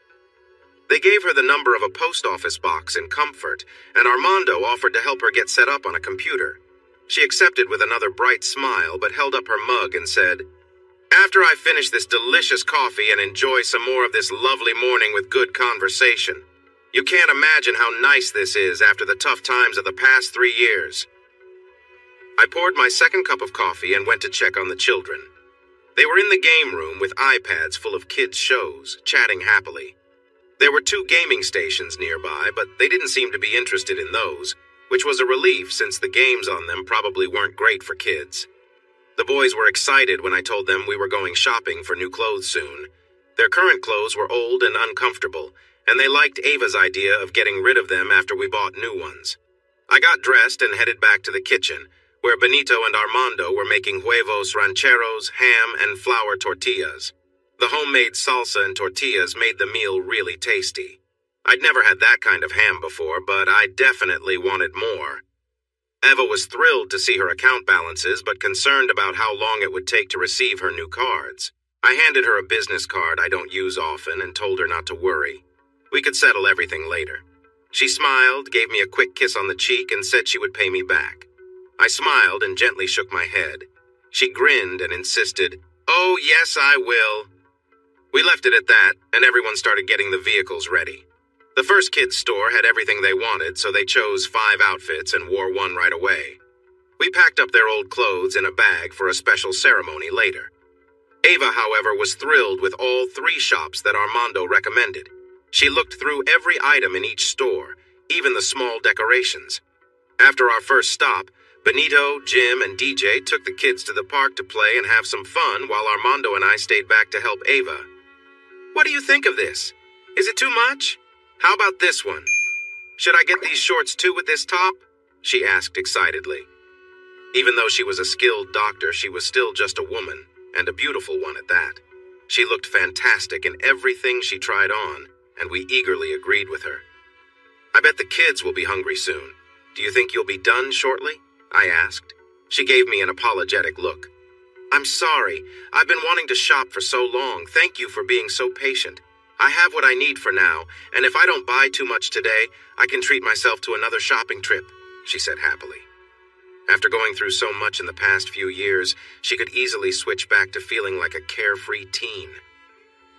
Just as we were heading to meet the kids at Creekside Grill, my phone rang, and the name Mario Ramos, Maryland, appeared.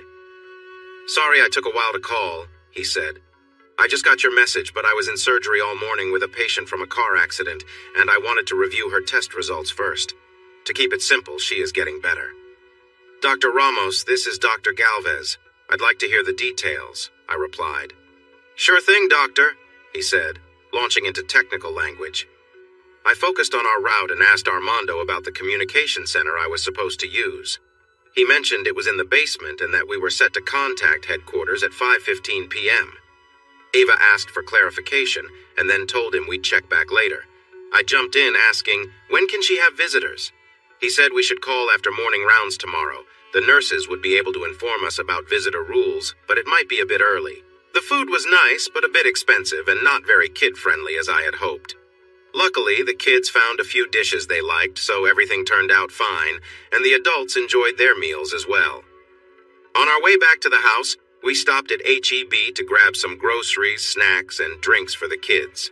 We also picked up some treats from the bakery, and I visited the butcher to get some fine steaks. When we arrived home, Ava and 4 of the men took the kids to go swimming, while I headed into the communication center. After talking to the former Secretary of State, I called Raimundo to thank him for his help and to make sure he knew our plans. He mentioned that Claude had filled him in yesterday and that he was happy with his new teammates. They were doing well in finding others to join their fight against the Sinaloans. Roads and villages were getting stronger, and the new tools were being used properly with help from their advisors. This made me smile. How great would it be if our unexpected journey really helped bring freedom to the native people of Chihuahua and Sonora? It was surprising since many thought they wouldn't help at all. Yet here they were starting a new group. After that, it was all business as I tried to catch up on what I had missed during the past week. Only one deal had gone bad, but we managed to bring it back to life and get it back on track. Overall, I was happy with how well things had gone while I was away, but the events of the last week made it clear I needed someone to help keep things running in my absence. I contacted a recruiter I had worked with before, and we put together a job description. She promised to keep looking, but said she wouldn't advertise it unless I asked her to. With that settled, I checked in with my partners in the Dakotas, the Delaware Basin, and the Eagle Ford about projects in those oil and gas areas. All were happy with profits and the ongoing development of our resources. My wealth was growing quickly as investments were returning more money. That was great to see, especially considering the costs of our adventures, both past and future. Things were not as easy in Ukraine, the Baltics, or Kazakhstan, but that was expected, with lots of unrest involving Russia and politicians looking for money in Kazakhstan. My work there was aimed at supporting the local players in return for non-participating benefits, so problems didn't hurt my finances, but successes would. Each phone call I made started with questions about Caitlin and our kids, followed by congratulations on their safe return. Then we moved on to business. My answers about the rescue were vague enough that they let it go quickly. 5:15 arrived fast. Esteban came back for the meeting and joined me. After the usual update on Caitlin and the kids, the Edwards brothers informed us about our response. After that chat, Esteban and I decided to stay up to watch the late news. They had released the dogs, but we were causing chaos. My updates from Raimundo and the former secretary were also well received, although investigations in Washington, D.C. and the Distrito Federal had not stopped. We were waiting for the FBI and the Mexican agency, the Policia Federal Ministerial, to visit us soon for interviews. We went over our answers and the information on the dark web that we planned to show them. Once again, we had done our best, but the results were still unsure. I hoped we hadn't used all our luck out there in the desert. Armando had made a fire in the pit just as I asked, and the steaks were seasoned when we returned. I was in charge of grilling that night, making prime ribeye steaks, grilled corn, grilled squash, and a fresh green salad. When the coals were ready, I started cooking. Kids sometimes don't really understand or appreciate steak, and they often don't know how they want it cooked. I never burn prime steaks or any other meat, so when they said, "Well done," I made it medium instead. They were so busy chatting and munching on corn that I doubt they even noticed their steaks had a bit of pink in the middle. Eva loved her meat medium rare, and that was true for all the men except Charlie. He told me to just grill it and bring it to him. I cooked it a bit longer than that, making sure it was warm, but it still was a little too rare for my taste, and I usually like it rare. Everyone enjoyed the grilled vegetables, and Armando's peach cobbler for dessert was a big hit. The tasty meal led to a cheerful conversation about many things, avoiding any talk about captivity, rescue, Caitlin's situation, or any hidden worries in the children's minds. Eva seemed more relaxed than I had seen her before, and the children looked genuinely happy. Were they really that strong, or was something else troubling them beneath the surface? Maybe I was the only one still in pain. My pride told me I had failed to protect Caitlin and our kids, ignoring any other opinions. My conscience kept asking if having them with me was too risky, considering the ongoing threats against us. My frustration for what happened oddly extended to Clay and Claude, even though I knew they had done enough to keep us safe. Miroslav's betrayal changed everything, and without their help, any chance of rescue would have been lost. Interestingly, they felt the same way they thought they had failed, and something terrible had happened. When things happen that I cannot control, my annoyance spreads everywhere. I know this is a problem I need to work on, but it will take time for me to relax. Without saying anything, I quietly slipped away from the dining area, as if I was headed to the restroom, but walked down to the river instead. The cypress trees cast shadows in the late afternoon. The clear water swirled gently, and I noticed fish moving from dark spots into sunlight. The wind whispered in the trees, and the scent of the river filled the air, calming my troubled thoughts. A little. I heard her voice before she even spoke. "She'll be okay. The kids will be okay. We'll all be okay. Even you, Rob." I took a deep breath and stayed quiet. "You're feeling guilty. I understand that. You always want to protect and take care of others.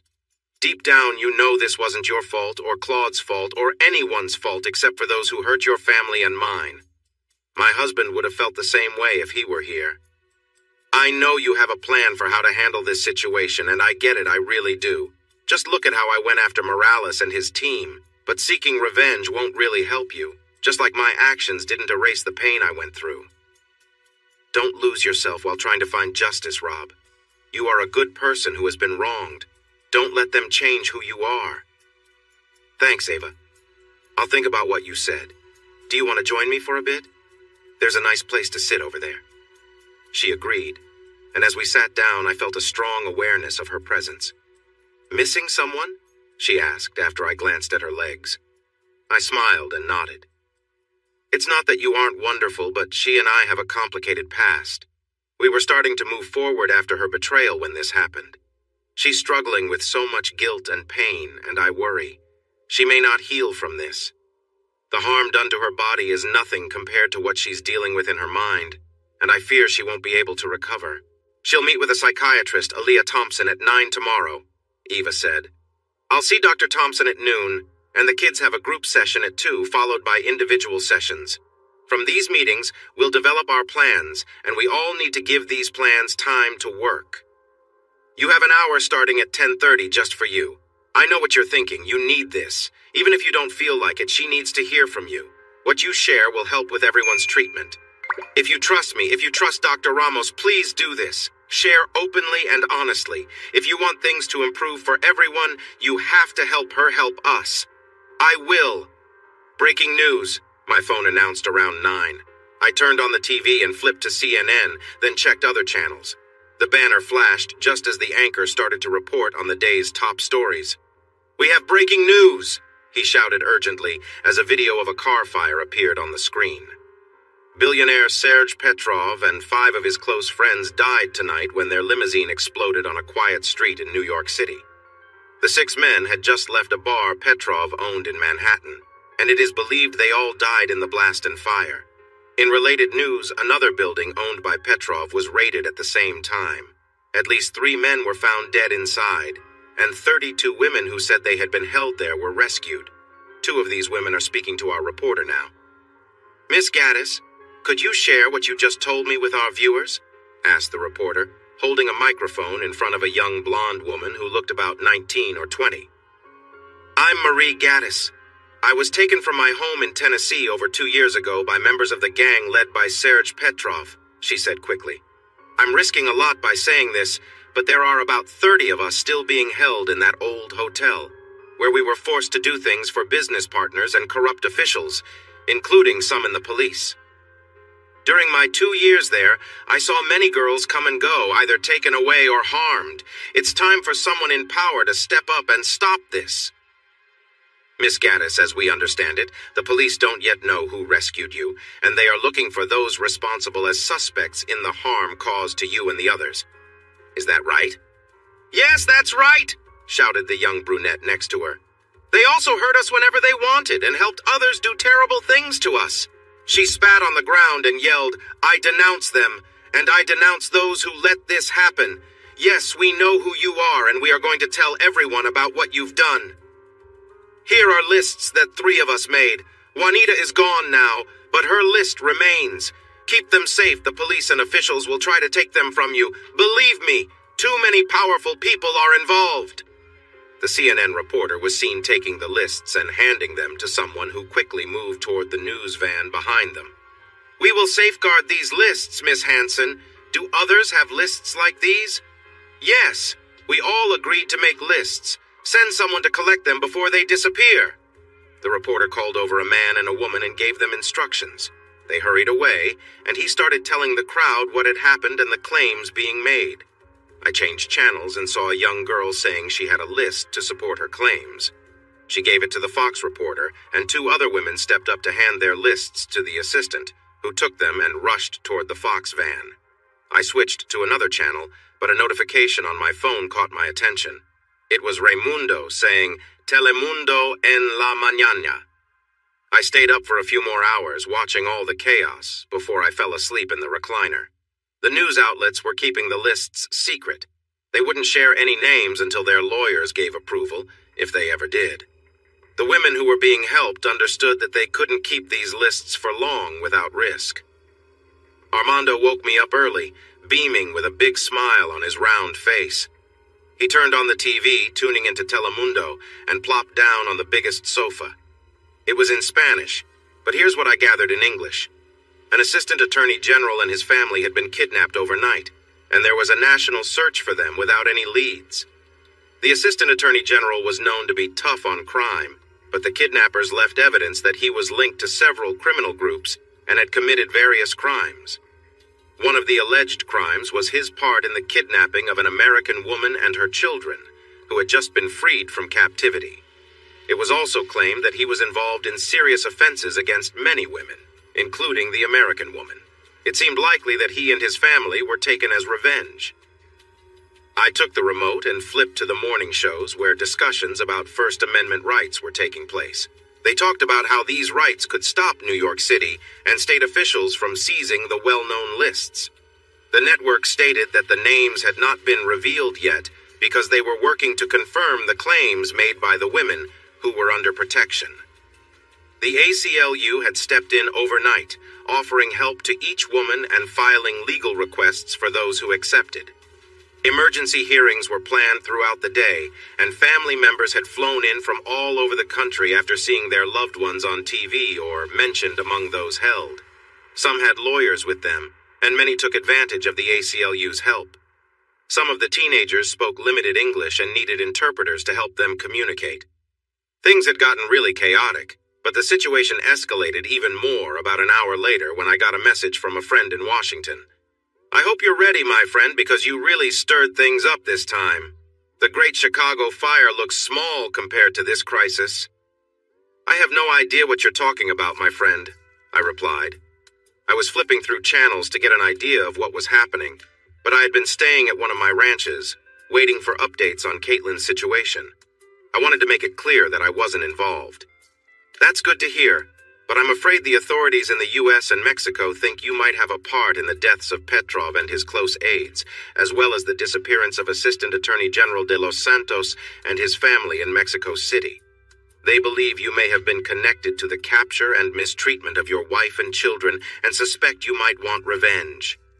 That caused the chaos, but the real issue was the freeing of the women who had lists naming their abusers.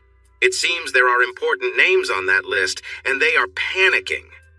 I don't know how much protection you have, but it likely isn't enough," I scoffed. "They started all this, not me. I'm just responding to their actions. If my family is threatened, theirs will be too. That's a promise. If they don't want trouble, they need to back off.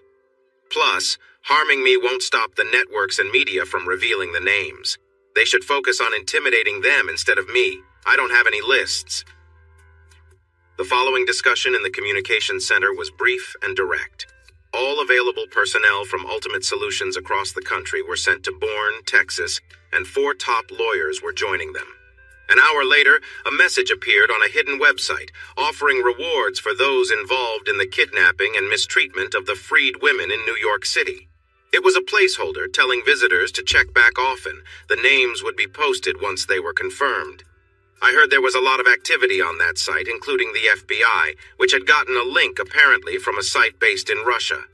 People in New York, D.C., and other places were realizing they aren't safe from consequences. If they go after us, we will respond, no holding back. In the meantime, we have a tech company we trust keeping an eye on the dark web for any updates about us, as well as other channels for information. I, along with my family, Ava, and 5 of our security team, made our way to the hospital. Esteban was updated, so we were hurried inside while the 5 men took their positions. I was told there were no news vans or officials seen so far. The excitement over the rescue had faded a bit after the first news cycles, but surged again after the deaths in NYC and the kidnapping in Mexico were connected. The media wouldn't let this go, and they had sources. Our moment of facing the impact was likely approaching. It was a time when I was especially thankful for our lawyers. The trip to the hospital was smooth. Caitlin was with her doctor when we arrived, but she had gotten better, so I got to spend half an hour with her before my own appointment. When we talked, she seemed dazed and quiet, but allowed me to kiss her forehead and hold her hand. When I asked what she thought of Dr. Aaliyah Thompson, she shrugged her shoulders and said, "She's okay." It wasn't a glowing review, but I was happy it wasn't a frown. Knowing that Grace and Doss would visit her after I left lifted her spirits a little, and the mention of Eva brought a faint smile. Still, I didn't see the lively woman I met in the mountain compound. Eva brought all 4 kids in a bit early at 10:25, so I quickly said my goodbyes, kissed her head again, and left her with her excited children. In my view, Dr. Thompson was much more than just okay. She had a curious mind and a gentle way of helping people share their thoughts.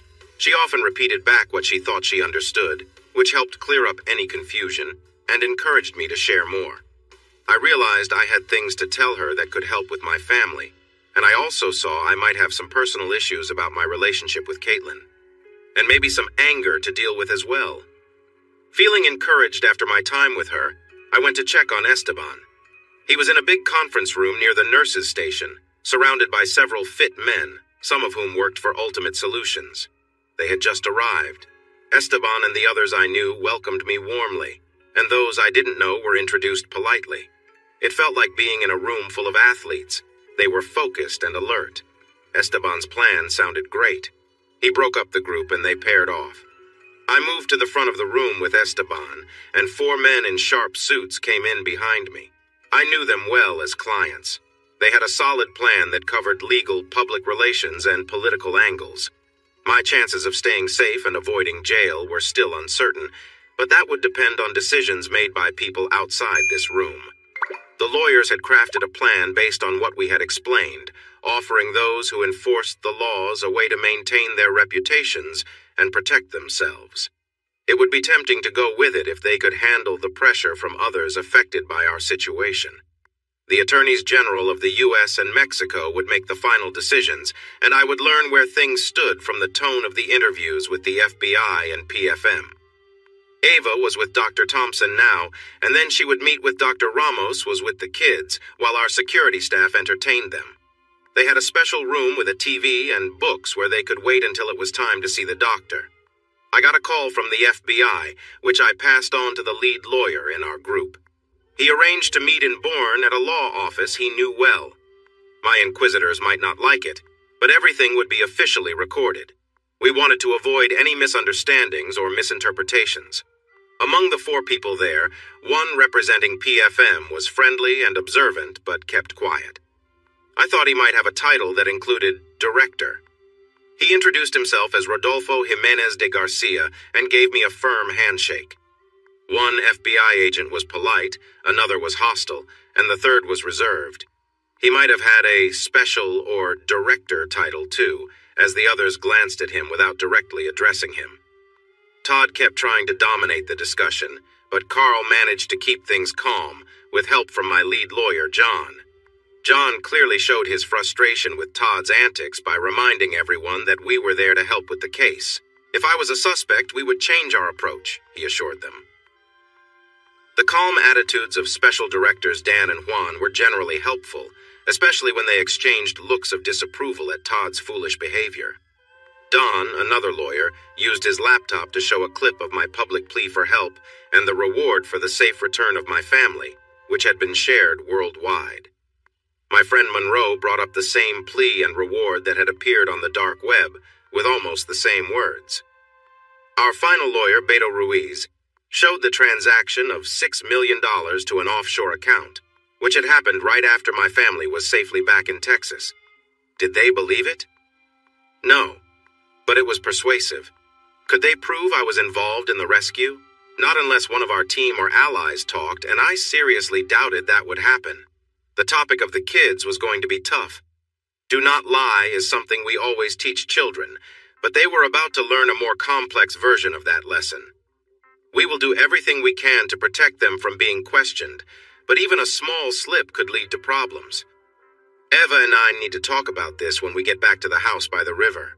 From the police's point of view, it might seem strange that an unknown group helped my family and dealt with the bad people who took them, but strange things can happen for a lot of money on the global stage. More importantly, I had offered a reward for the safe return of my family, and this news was shared all over the world, backed by both governments. We created a cover story for the unfortunate events that unfolded, which the officials accepted. We said we offered a reward. My family came back along with 3 other hostages. It was sad that some criminals lost their lives during the rescue. But was this something Mexico accepted, since they were its citizens? Was I seen as a vigilante who needed to be stopped? Or just a worried father who asked for help after 2 governments could not? They wanted answers, but did those in charge really want the truth? Or did they want to avoid the trouble of prosecuting a father for hiring help to save his family after both countries failed? Todd wanted the truth. Others might be looking for a way to look good, but we offered a believable cover. Our story seemed to work for them, and signs showed we were nearing the end of the meeting. But Todd decided to intimidate me one more time. You know we can investigate all this, and when it points back to you, which I'm sure it will, I'm going to send you to prison for life. Is this guy really trying to scare me? I frowned while John shook his head. I chose to ignore him. So, let me get this straight, Agent Todd. You're going to show that I ordered what? A hit on a wannabe group that sold drugs to kids, harmed innocent people, and kidnapped others for money, all to save my own family? And let's not forget that the rescuers also saved another woman and her 2 kids without charge. She is a doctor trained at Stanford University and a member of the Nahuatl tribe. You think you'll be the big hero, standing in front of cameras when you explain your case against me? As charming as you are, Agent Todd, I doubt the cameras and reporters will be very interested in your story, let alone the public. I've shared what happened, and you've seen the proof. I will do the same in front of the cameras. I will show real tears about how the two governments failed to help find my dear family. Then we can have a trial based on the facts of the case. I can see from your attitude that you don't understand what it's like to be a father. But the jury will be made up of parents who know they would do the same if they had the money. Just like these other gentlemen here, I said, gesturing around the room. I turned my focus back to the others. Do what you want. We have shared our facts with you, and I will be polite to law enforcement in the many press conferences coming up unless Agent Wisner causes problems. If he does, look out. It's Agent Wisner, not Weasel, shouted a red-faced Todd. You are who you are, Wisner. Now, gentlemen, my beautiful Caitlin is recovering from surgery, bruises, broken ribs, and injuries caused by the people who took her away. I need to see her, then check on how my children are doing after their therapy sessions.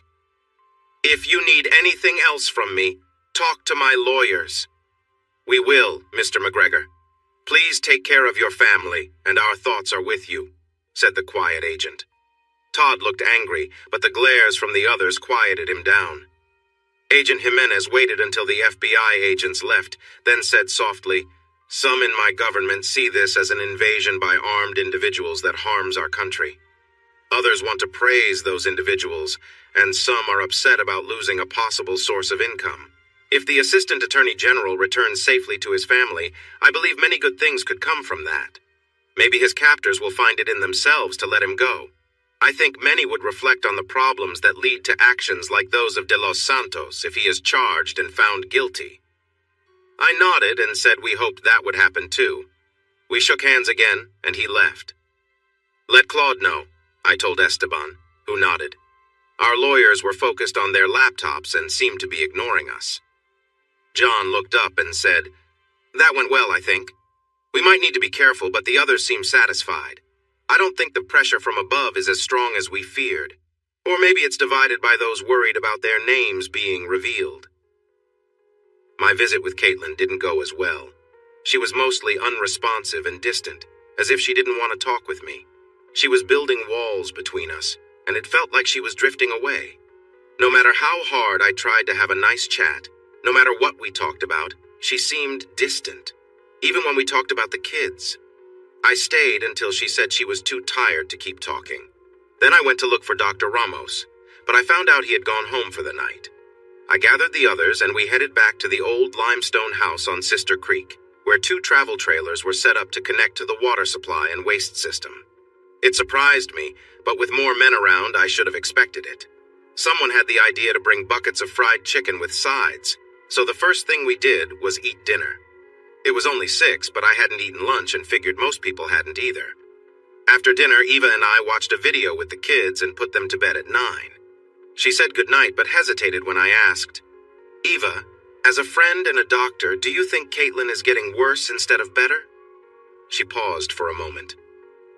Rob, how do you feel about Caitlin after all of this?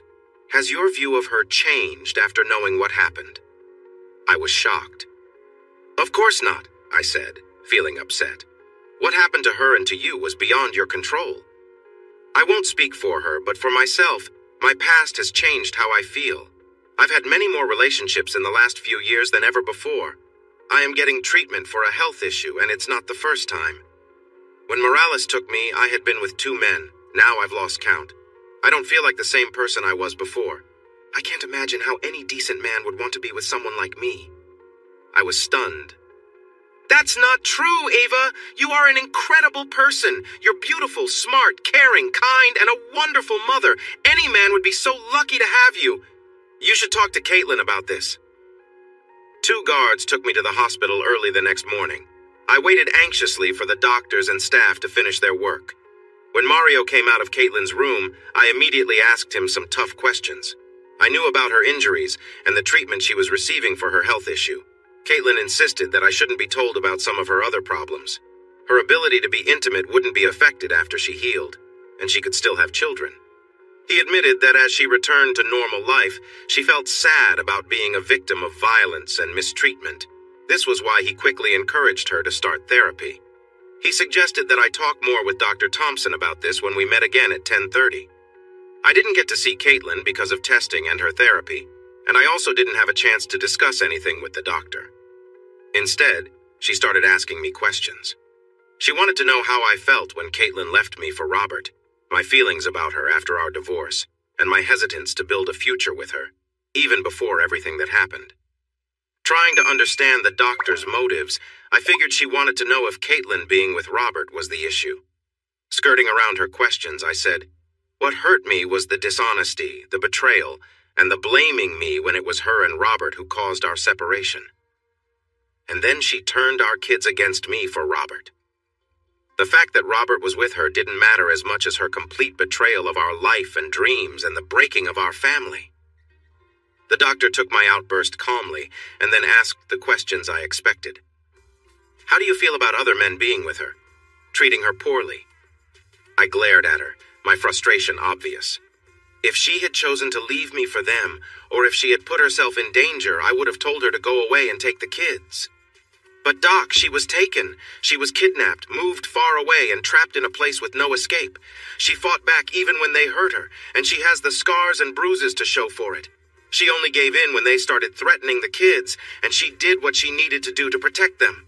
What part of that relates at all to why I was so upset when she left me for someone else? She was not with anyone she was harmed. Honestly, if I were in her position, I would have done anything to protect Dawson Grace. This isn't about how they treated her. It's about surviving a situation that could have led to her death or their harm. She's not a fallen angel, she's a hero. I've never loved her more than I do right now. She's the bravest, strongest, most wonderful person I know. You need to have that talk with Caitlin." "When?" "Now would be a good time," she said with a smile. I walked straight to her room and closed the door. She seemed to pull away from me, as if she thought I might be mean or hurt her. But she allowed me to sit next to her and bravely looked into my eyes. I started talking, trying to comfort her. I repeated what I had told Eva and Dr. Thompson and offered her my support. I wanted her to believe my words and understand that I love and care for her. Instead, she was in tears. She felt anxious and confused, and she even blamed herself as if she had caused it all. I might never fully understand what she was feeling, but I saw a side of Caitlin that I hadn't seen before. Having gone through such terrible experiences made her feel broken inside. She cried that a good man like me should not be with someone like her, which made me think she and Eva might have talked about this. She knew I should take care of the kids to protect them, but she couldn't imagine living without them. She felt she could never fit in again with people, always worried they would judge her. How could she be a good mother and partner? She thought we would be ashamed to be with her. She was very upset. She had fought against her fears with anger, but now, in a safe place, she struggled to accept what had happened to her. She was Caitlin. She had been innocent when we met, with only married men in her past. But now she felt like she was something terrible because of what others had done to her. Finally, I gently covered her mouth to quiet her. "Calm down, Caitlin," I said softly. "You're looking at this the wrong way. Sweetheart, if it had been me who faced those monsters, would you turn away from me? If I had been hurt in an accident, would you blame me for that? If I got sick, would you walk away from me? Don't give me that look. You think I would stop loving you just because something awful happened to you? Do I seem so selfish? I see you as someone who fought to protect herself and our children. Now that I have you back, which is all I've wanted, you want me to leave you to deal with your pain alone? No, I won't do that. You are going to get help. Take your medicine, go to therapy, and heal. I'm here for you through everything, and when you feel better, we will renew our commitment to each other. I won't take no for an answer." She cried with despair, as if she couldn't see that happening. I wondered if I had helped her avoid a deep pit of sadness or pushed her into it. It was normal to feel anxious, but there was something more, something deeper than just feeling sad. It seemed she had decided we could never be together again. Why did she think that? There must be something I wasn't getting, but what? We had faced hard times before with Robert, with the North Koreans. Why was this different? Why had she lost hope in our relationship, the one she had tried so hard to rebuild? Or am I asking too much from someone who feels so fragile and upset? I'm stuck in a nightmare that won't end, even when I'm awake. The next morning, just before sunrise, Assistant Attorney General Rogelio de los Santos and his family were left outside a police station in San Cristobal de las Casas, Chiapas. They were all fine, but Gloria was very angry at her husband and refused to talk to him. The details of their situation varied, but everyone agreed they had been taken in hoods and held in a remote area since their abduction. Their captors spoke Spanish, but were unknown since they wore masks and camouflage outfits when in view. They were not unkind and provided enough food, water, bedding, and access to a restroom. The children received toys and games to keep them entertained. While they were disturbed by what was happening, they were not severely traumatized. The kids were taken to a different room with their games, while Señora de los Santos and Señor de los Santos were seated in front of a large TV to watch a video. Señor de los Santos appeared in this video, engaging in distressing activities that left women upset and pleading for help, some of whom seemed powerless. The most troubling parts included scenes of children being hurt in front of their mothers as a way to force the mothers to comply. There were pictures of the women involved and images showing them in very bad conditions, with men laughing at them. Another set of similar videos and pictures was found stuck to the door of the San Cristobal police station with a knife. Red circles were drawn around the faces of De Los Santos and another well-known official who also took part in the mistreatment of the women and girls. Señora de los Santos and their 3 children were taken home to Mexico City by agents. Señor de los Santos was taken by Assistant Director Rodolfo Jimenez de Garcia to a secure location in Mexico City, where he was officially arrested, charged, and questioned. After reviewing the photographs and videos on a USB drive, a warrant was issued for former Army General and current Deputy Defense Minister Emilio Zepeda. The warrant listed various serious offenses, including conspiracy to abduct, unlawful detention of citizens, drug trafficking, and conspiracy related to violent acts.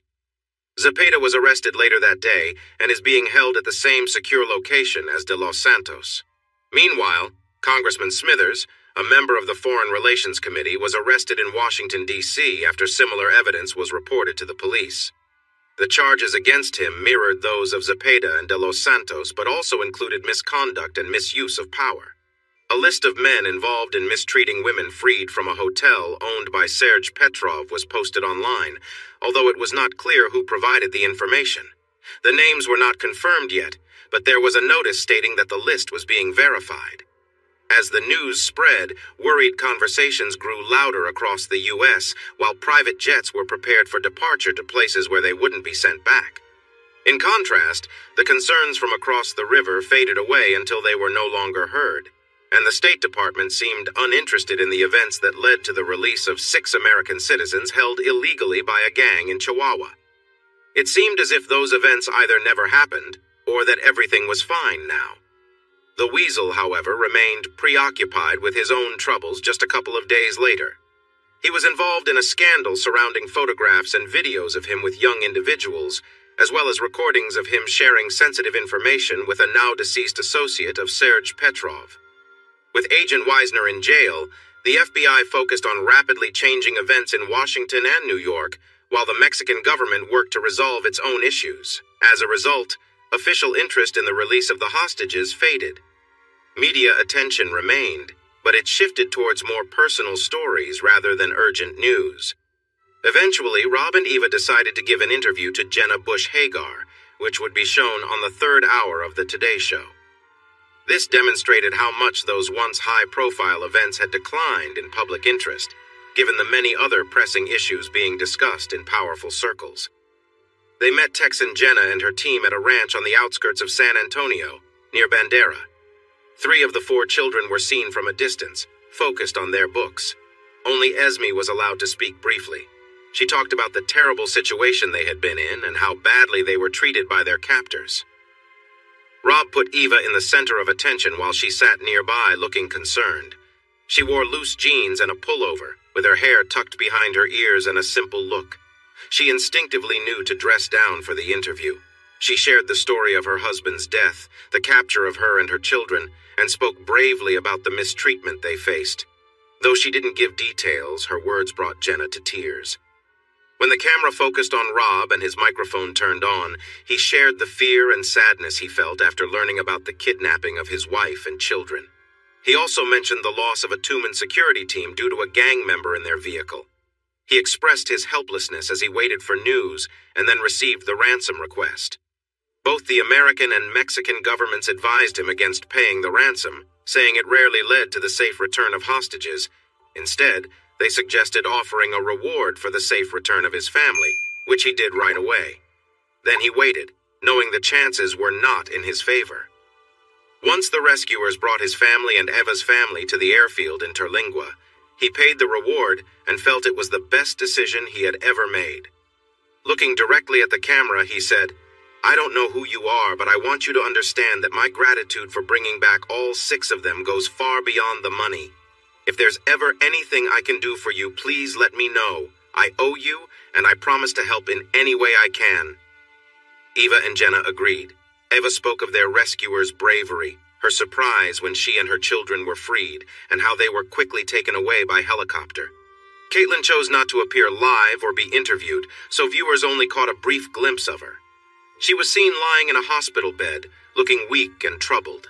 It was a touching segment that drew sympathy for the hostages and for the man in Texas waiting anxiously for their return. Third Hour received a big boost in viewership from its mostly female audience that day. Jenna gave Rob and Eva warm hugs and once more shared her concern for them. The interviews met their goals without attracting unwanted attention from authorities on either side of the border. 3 weeks later, Rob and the security team drove Eva and her 4 children to Fort Davis. Caitlin was flown to a retreat in Arizona to receive help for her feelings of sadness, worry, and fear, especially concerning Robert Roy McGregor. After going through all the pain and confusion, Dr. Thompson realized that Caitlin's distance from Rob was less about her own feelings of guilt and more about the memories linked to him. She connected Rob with hurt, embarrassment, danger, and many other negative feelings she had experienced throughout her life. From her struggles with Robert to pushing Rob away, to the painful experiences she faced along the way, Rob had continuously been part of the struggles and heartache she encountered.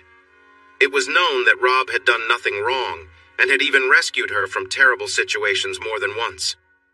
But in Caitlin's mind, Rob had become tied to those painful memories. Dr. Thompson believed that with time and the right support, Caitlin could heal completely. However, she stressed that Caitlin needed time and care away from Rob and the children to work on herself. So Caitlin agreed to stay at the retreat for an open-ended period. Meanwhile, Eva focused on moving forward and creating a new life for herself and her kids. She started taking online courses to renew her medical credentials in California and to earn new ones in Texas. Though she had enough money, she felt lonely without friends or family and knew there might still be dangers. When Rob offered her a place to stay with food and transportation, she accepted, promising to pay him back, which brought a smile and a wink from him. The surroundings of Fort Davis, the Davis Mountains, the Mountain Lair, Duke, and the uncles brought joy to all 4 children and even to Eva. Claude was still there, with a large security team dedicated to keeping them safe. Clay, the one man Caitlin still trusted, was in Arizona with another team, ensuring her safety in the retreat. Esme and Tavo enjoyed a sense of freedom and opportunities they had never experienced, even during their father's life or while living in their mother's hometown. They had never had a dog before, so Duke became a new friend for the kids to love. He wagged his tail happily. Grace, Doss, and their uncles eagerly planned many trips for Esme and Tavo. They rode in strong vehicles and had several men with them to ensure their safety.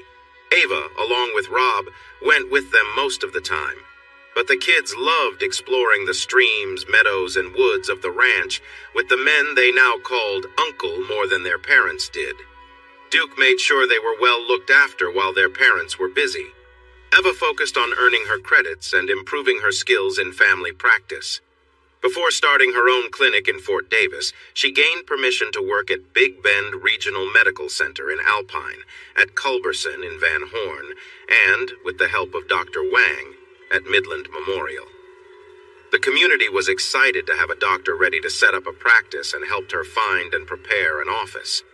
A supportive group that had been inactive for years revived itself and raised money for important medical equipment. She was ready to work in less than 2 months. Rob was busy and earning a lot of money. His new reputation made it easier to attract investors and clients.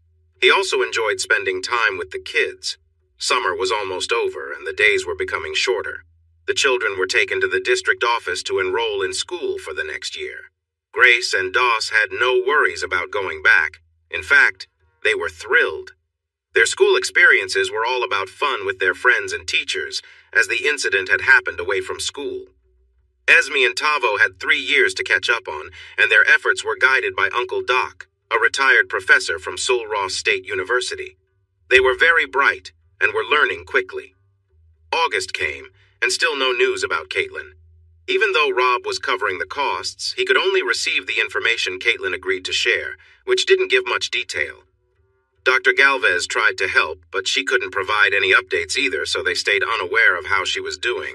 Surprisingly, Doss and Grace had begun to accept that their mom's absence was important for her recovery, just like they accepted the need for weekly video calls with Dr. Thompson to discuss their own health.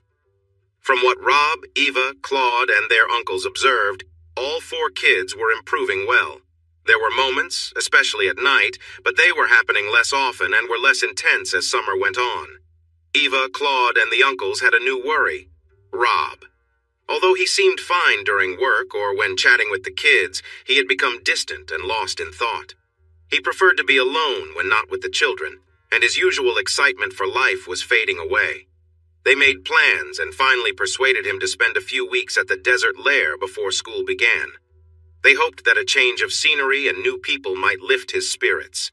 It helped.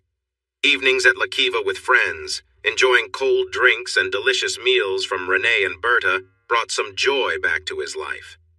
They heard him laugh and tease again for the first time in a while. Claude and Eva insisted on outings around the park, which turned out to be a big moment for him. It was very hot in the desert, but not so much at their camp in the Chisos Basin, where they stayed in tents at night. Nothing extraordinary happened, not even a bright moon as during a previous trip with Caitlin. Yet Rob seemed to be starting to come back to life. The extent of his struggle became clear on the 3rd night, as they sat around a picnic table having drinks while the kids slept. It was after midnight, and empty bottles filled a recycling bag when Rob grew silent. Eva and Claude exchanged glances, waiting as he looked up at the stars. "It was a dark night like this when we reached that ridge, Claude. I didn't know how things would turn out, but I felt both scared and hopeful, until I faced the shadows in the valley. At that moment, hope took over my fear, and I knew it would be all right." And it was. Not only did we save my family, but we also helped Ava's family. What a gift that was, and still is. I've come to care for you both and your kids in a special way, Ava, and I hope you stay close to me and mine. He smiled at their surprise. "Not in that way. I see what's blossoming between you two, and that makes me truly happy for you." "No, our bond is friendly, shaped by the challenges that Caitlin cannot get past. I don't know what will happen with Caitlin and me, or if there even is a future for us. It's likely there's more of a path for Caitlin and Clay than for Caitlin and Rob. That makes me sad, but I'm learning to accept it. I have the children, and I will never let them go again. They are my reason for living. I miss Caitlin and the love we shared. I remember our special times together, but there are many things I cannot change. I can't make her forget her pain or love me more than she is afraid. So I will keep going. I will live my life for the children. I will make sure they are well cared for and have everything they need. I will spend time with my friends and enjoy my work. I will explore new places and do fun things. I will read and learn more and take care of my health. These activities will fill my days and nights and help me not think too much about what might have been. Yet, I still hope she finds her way back." Some people want to blame her for everything. They say if I had done the right thing and stopped working when Robert Sr. retired, Junior could never have turned her against me with lies. If I hadn't gone away after we separated, she wouldn't have spent more than 3 years searching for me after her divorce from Junior. If that had happened, Robert wouldn't have tried to harm us, and we wouldn't have faced the anger of dangerous groups or powerful people in our country. In some ways, maybe she is right. I do feel responsible for her pain. Ava and Claude spent the next 30 minutes explaining why that way of thinking was unhelpful, and then they all went to sleep. Rob woke up feeling surprisingly refreshed, even though he hadn't slept much. Talking with his friends had helped him feel better, and he was full of energy that morning. The kids noticed right away, especially during the campfire breakfast of bacon and egg tacos he prepared. Ava and Claude woke up slowly, so Rob left them a note. He called the security team on the radio to tell them he was taking the kids on a hike and shared the trail name. He chose the 4-mile Basin Loop Trail, which many say is easy for kids aged 8 to 11 and for people like him. The trail was beautiful and scenic, and it took us near the store on the way back. We stopped to shop for shirts and souvenirs. Wearing our new shirts from Big Bend National Park, we enjoyed ice cream as we walked back to the campgrounds. Eva wanted a shirt like ours, and Claude wanted our ice cream, so they decided to walk straight to the store. The kids wanted to join them to buy more treats. Rob stayed behind to clean up after breakfast and prepare for the day's big adventure rafting in Santa Elena Canyon. Everyone could go rafting because all the kids were at least 8 years old. Our half-day tour would not start until noon, so we had plenty of time. It took 2 rafts, one for part of the security team, while the other members watched from the canyon walls.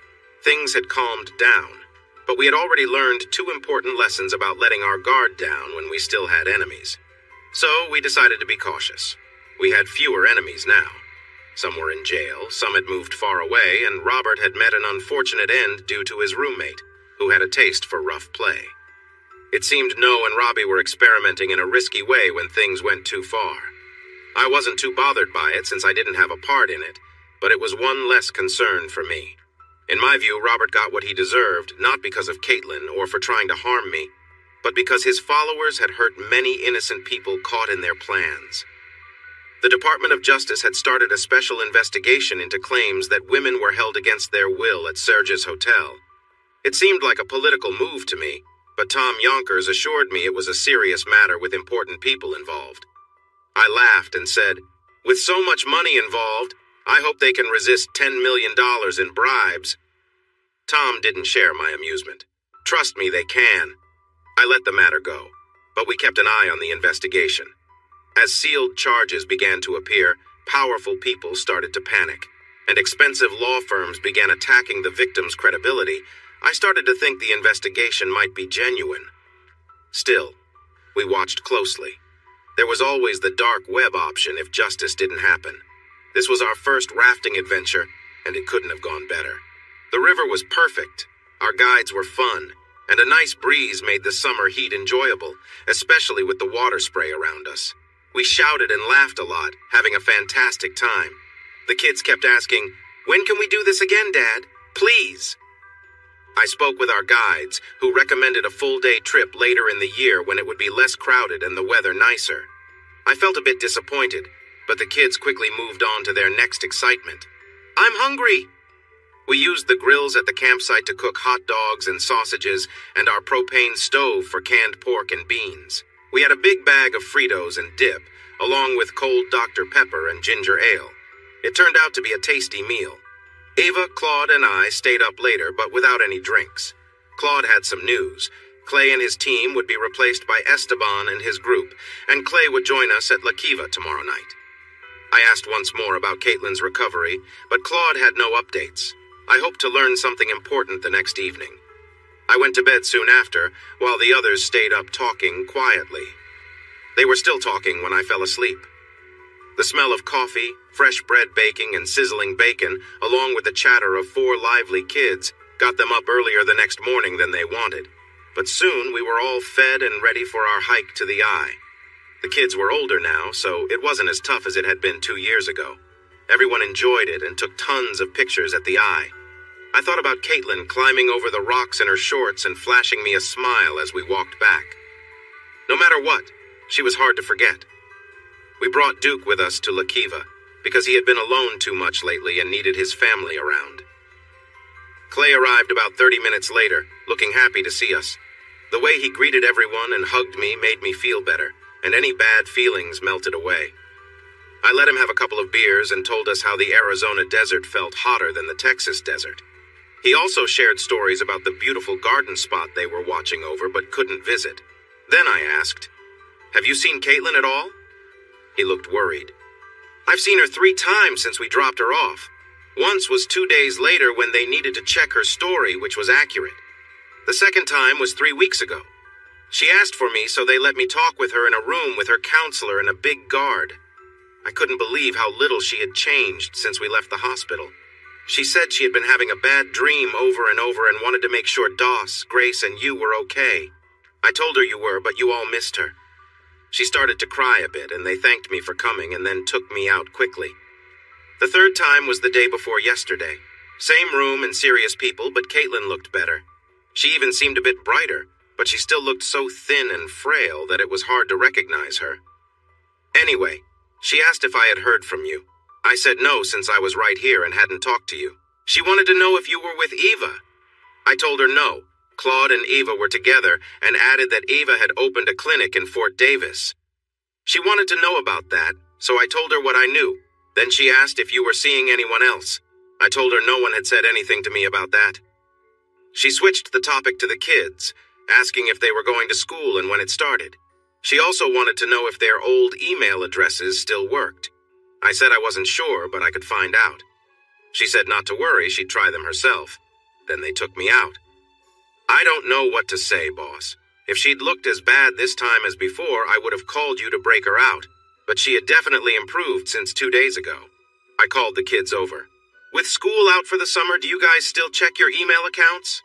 No, Dad. All our friends reach out to us through texts or calls. Only the teachers send emails, but they aren't at school yet. Grace, can you check your email on your phone right now? You might have a message, someone said. Oh, it says I have 59 emails, but I bet they are all junk, Grace replied. Just check, please. Doss frowned as he looked at his own phone, while Grace appeared a bit annoyed but started to check as well. Dad, who is McKade at Yahoo? Doss asked. Hi, my angels. It's been so long since I've seen you. I bet you've grown so much. I'm really sorry I had to leave, but I was very sick after we got back from Mexico, and this was the best place for me to get better. My doctors and counselor have helped me figure out a lot about what was making me unwell, and I've been taking the medication they prescribed. I now have a personal trainer who works me really hard twice a day, and I'm feeling much healthier. Part of my workout is kickboxing, and when we're done, I'm worn out. Since I've been training so much, I don't need to take as much medicine. I sleep well and feel much better. They say I still have more to learn and do before I'm completely well, but I want you to know I'm working hard so I can come back home to you. I can't talk on the phone or do video calls just yet, but I can email. Okay, enough about me. How are you both? I'd love to get an email from you sharing all about your summer, your friends, and anything else you want me to know. If you need Daddy or your uncles to help you write it, I'm sure they will be happy to assist. My trainer is waiting, so I'm off to work out. I love you both and can't wait for your emails. With all my love, Mommy. Grace and Doss felt both happy and confused. The most important question was, how long will Mommy be gone? But we had no answer. I offered to take them home to help them write back, but they weren't ready to leave their group of friends just yet. Grace said she wanted to think about it and write her answer on her phone tomorrow. Doss agreed and hurried back to join their friends. Eva thought the email was very encouraging, and everyone seemed to feel the same way. I felt like the kids did. El Gato leaned back in his chair, took a long drink from his bottle, and looked at me. Something else interesting just happened that you should know about El Rico. Remember that ranch on the Marfa Highway called the Crescent Moon? You mean the place where Ronaldo's helicopter and SUVs came from? Yes, I remember it well. The owner is in trouble with the authorities for several reasons related to their investigation into the lists the ladies at the hotel made. His business is struggling and he needs to raise money for his defense. He is selling a ranch and 10 sections of land located between your home and the Eagle Mountains to the west. Usually, even someone well-off like you might need help to buy such a large piece of land, but he is looking for a quick cash deal. When I say quick, I mean you can name your price if you have the cash. That sounds interesting, but why would I want to buy it? I don't really need it. The ranch has a big, nice home with a large patio and a swimming pool. There are 2 big buildings that seem to be warehouses, a paved airstrip with 2 hangars and a helipad. There are also some concrete pads that seem to be for special equipment, or so the sheriff says. You might consider buying it to keep it out of the hands of your rivals, of which you have plenty. Claude perked up and added, Rob, we should check out that place before you decide. If you're keeping the Lairs as your homes, We should think about placing some teams nearby, but not inside your houses. Clay and I think we need a helicopter, and this sounds like a great setup for that. I don't usually keep millions in my checking account, so I'm not sure how quickly I could do this if I wanted to, but I'm open to checking it out. We're heading back to the mountains tomorrow anyway to get ready for school. Gatto, find out what you can and set up a time for us to look at it. Gatto smiled and held up a keychain. Got it. I'll let you know the details for our tour on Monday. We had enjoyed enough excitement for one night, and so had Eva and the kids. We gathered everyone and headed back to our home in the desert. It's funny to think of it that way. We had become a very large and varied family. Caitlin's email motivated me to get back into shape, committing to work out 3 times a week, run 3 times a week, hit the heavy bag more often, and spar a little. Claude referred me to Felix, a skilled trainer with experience as a Marine drill instructor. By the end of the first week, I was sore in ways I didn't know were possible. To add to my busy life, my headhunter contacted me saying she found the perfect candidate for a job and that we should meet. She sent over her credentials, and I was impressed. She is a West Texas girl from Andrews with degrees from Texas Tech, along with 6 years of experience at an investment bank in Dallas. I felt a bit intimidated about interviewing her. Wanting to see her in action, I flew to Dallas and went to her office. Her boss laughed when I inquired about her work performance. Check your portfolio. She has been managing your accounts for the last 2 years. Really? What happened to Bob? He got a new job. He's in Cincinnati now. Can I meet with her? I hate to say no, but I know she's looking for something new. It's better if she talks to you than to someone else. I'll set you up in conference room B. Ashley Parker walked in with a purse and a laptop. She had a smile that seemed forced. Before I could say anything, she looked ready to frown. Good afternoon, Miss Parker. I'm Robert McGregor, but I like to be called Rob. Her expression changed from surprise to worry. Oh, Mr. McGregor, I didn't know it was you. Let me get the drive with your accounts. She turned to leave. Please don't, Miss Parker. I'm not here about my accounts. I understand you applied for the administrative assistant position for the president of RR Enterprises. If I'm mistaken, I'm sorry for interrupting you. If I'm right, I'd like to discuss the position. She looked confused for a moment, but quickly gathered herself. She placed her laptop on the table, hung her purse on a chair, and took a seat next to me. I wanted to see how she would respond to being close. She adjusted her skirt and jacket, sat up straight, and looked at me steadily. I smiled again and offered my hand. She shook it and said, Ashley Parker, Mr. McGregor. It's nice to meet you in person. Robert Roy McGregor, Miss Ashley Ann Parker, and it's great to meet you. My friends call me Rob. I glanced at her resume and thought for a moment. Parker Andrews, is your dad Emmett Parker, the engineer? She looked surprised and proud. Yes, he told me he knows you. I know him well. We've worked together a lot in the Permian and Delaware areas. He's a smart and skilled engineer, one of the best. I didn't realize his daughter was managing my accounts here. You and I haven't spoken in the 2 years I've been handling your accounts, Mr. McGregor. Since your investment accounts are under Solitario Investments, I didn't make the connection with RR Enterprises when I applied. So, the position I'm talking about is assisting Robert Roy, right? She asked with a small smile. I nodded and began to explain the job. I mentioned the unusual hours, frequent travel, and trips that could take her to far-off and less comfortable places. Handling many projects at once can be a challenge. You have to keep everything organized and moving smoothly. Good skills in planning and managing tasks are really important. You also need to build and keep strong relationships with all kinds of people, from hard workers to wealthy investors, as well as important visitors from other countries. Having good tech skills is necessary, along with the ability to research information and share it clearly. Being able to listen, think, and solve problems quickly is also essential. Strong speaking, writing, and listening skills are key. I watched her closely as I shared the list of what we needed. She didn't seem bothered at all. Instead, her bright blue eyes lit up. Her face showed excitement, and her body language reflected her eagerness to take on the challenges. She shifted in her seat, which made it clear she was ready for action. I was trying to give her a gentle warning about the job, but it was clear she was excited rather than discouraged. Instead of continuing to list the obstacles, I asked her for her thoughts. She responded with confidence and energy. Without any notes, She shared why she would be great for the role, starting with her experiences in the oil fields, her college background, her internships, and her impressive work at the investment bank where she managed important clients.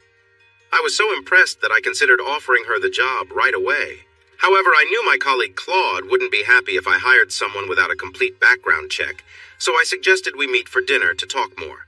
She happily agreed, and I suggested Town Hearth or YO Steakhouse in the West End. This was a little test, and she passed. "If you don't mind, I prefer YO a bit more," she said. "Okay, then wear boots and jeans, and I'll send a car at 6:30. "Boots and jeans work for me, and I'll take an Uber," she replied. I smiled and agreed. She seemed down to earth, and I hoped this would go well. Ashley Ann Parker arrived in the Uber with just a few minutes to spare. She was tall and graceful, standing around 5'9", and she moved with confidence. I met her at the restaurant entrance, and we greeted each other, with me letting her go in first, which I soon realized was a mistake because she certainly caught my attention. She ordered a draft beer, and I chose a Lone Star draft. She smiled and mentioned Dad's favorite beer. "For tonight, I'm Rob. Can I call you Ashley?" I asked. "You can, or my friends and family call me Ash," she replied. We talked as we ordered our medium-rare steaks, salads, and asparagus. She was smart, friendly, and very engaging. I was starting to see past her striking features and impressive figure, but I couldn't deny that it was hard not to notice. Could I handle working with someone so captivating every day? Long trips, staying in hotels, socializing with clients late into the night.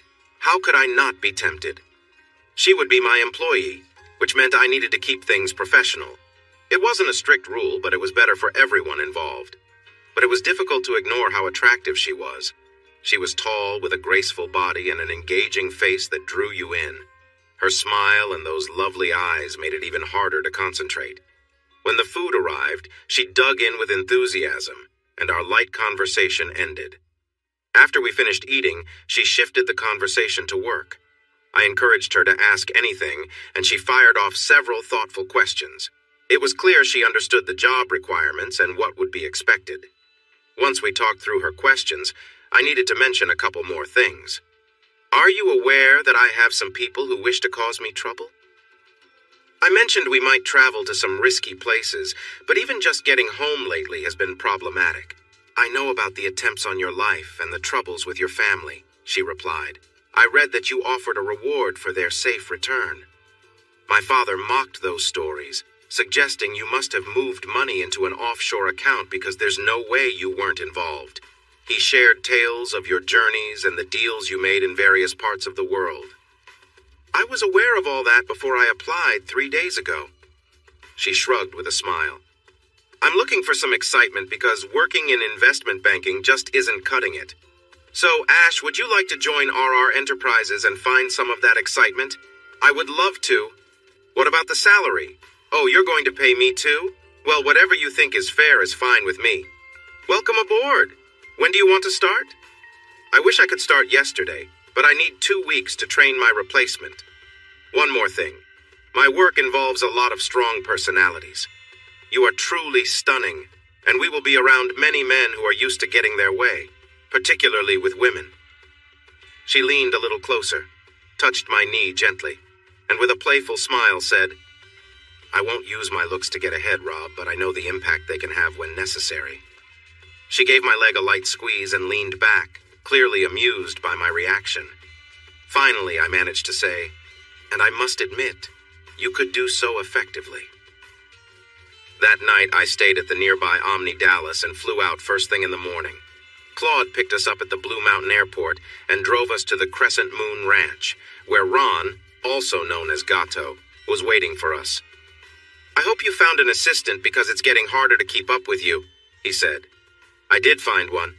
You'll meet her in about 2 weeks. She's the daughter of Ann and Emmett Parker, so I wasn't really worried about her background, but Claude checked and found nothing suspicious." I hope she's not someone you'll get into trouble with." I sighed. "She'll take some getting used to, but she's really smart, which is good for an assistant. Now show me what you want me to buy." It looked great, but it was going to cost too much. I told Ron I couldn't afford it along with the ranch. "Claude, how much did his lawyers want?" Ron asked. After hearing the number, Ron replied, "Do you have that much ready?" "Yes, if I cash out of some investments, but that's still not close to what the place is worth. He'd have to be crazy." "Or in a tough spot," Ron responded. "Let's make him a cash offer and see what he thinks." "Go for it. You're the agent here. Just let me know how it goes." "Want to see the big ranch?" he asked, waving the keys. "The gate is just down the road from yours." "Sure. I have nothing else to do, like managing businesses." We drove around for a while, and I was relieved I didn't have the money to buy it. It had potential, but not much had been done except for some roads and a few cows and goats for tax reasons. "Let's head back. I want to be home when the kids get back from school, and I know Felix is ready to pester me first." The kids were happy to see me, even though I was tired and barely had the energy to listen to their stories about their new teachers. The next morning, I noticed something was off when I went to get my coffee. I joined them on the patio. "Claude showed us some pictures of your new assistant," Chris, also known as Coyote, said with a smile. "Gato thought you said she was ugly, and we wanted to clarify what you meant. I said she'd take some getting used to, not that she was ugly. How do we rate them? Are we using a 10-point scale?" "Yes, and stop avoiding the question." I'm not sure. Maybe a 12, 13? "Oh, wow." I went back for more coffee, and this time Ron was smiling. He held up his phone. "Do you have the money ready yet?" "What? No, why?" "Because he accepted your offer along with $25,000. "Really? We got the Crescent Moon for that? That's unbelievable. The guy must be very desperate and a little crazy." "Crescent Moon in the 10 sections," he said with a big smile. "What? Now I really think he's lost it." After breakfast, I called my financial advisor. She answered in her professional tone, which still sounded appealing, maybe because I imagined her. "Ash, this is Rob. I need quite a bit of money by Friday. Someone is in trouble with the law and is selling some good property quickly that's close by." "Good morning, Mr. McGregor. It sounds like you're having another busy day. I wish I could be there. How much do you need?" I told her the amount, and she asked if she could call me back in an hour. I agreed and then called her dad. "Emmett, this is Rob. How are you?" "I'm doing well, Rob, and before you ask, my wife is as wonderful as always. I'll let her know you're still waiting for her to kick me out." "Hi, Rob," Ann called from the background. "Hi, gorgeous. Ready for a younger, healthier guy yet?" "Well, I might be, Rob, but I don't like sharing my men with my daughter. Is she really going to work for you?" "That's why I called. I want to make sure you both are okay with it. Honestly, she would be a great fit, but I'll step back if you have any worries." "Worries?" Emmett laughed. "Honestly, I can't trust you around my wife for more than a few minutes, and my sweet, young, innocent daughter wants to work with you for long hours and travel everywhere, huh?" "Emmett, she's about Rob's age, and she's been married before," Ann added. He laughed and said, "Just teasing him. I knew he'd be concerned." "Of course we don't mind, Rob. This is a huge chance for her, and she's more excited than when I gave her a car for her 16th birthday. Just take good care of my little girl." "That's the main reason for my call. You might have heard about some trouble I've been in lately." I could hear Emmett snort and Ann chuckle softly. "It seems I've made some enemies I don't even know. I've got teams watching my back, but things still seem to go wrong. Sorry about that, Ann." "No need to apologize, Rob. I live with a husband who can't finish a thought without a bit of fuss." The call was quiet for a few seconds before Emmett said, "I trust you and your team. Besides, you guys caused quite a stir across 2 countries, and don't try to tell me you weren't involved. Anyway, it seems you've made a good impact on your enemies, and now that that troublesome Robert is out of the picture, I bet things will calm down for you." I sighed. "I hope you're right about that. Now let me check that neither you nor Ann minds me hiring Ash. Ashley. You heard my husband's strong opinion, and I have to say I agree with what he said about Robert. I want you to know that I'm completely fine with it. She's a smart and ambitious girl, and being around someone like you will help her a lot. Please take good care of her, and let us know if things aren't going well with her as your assistant.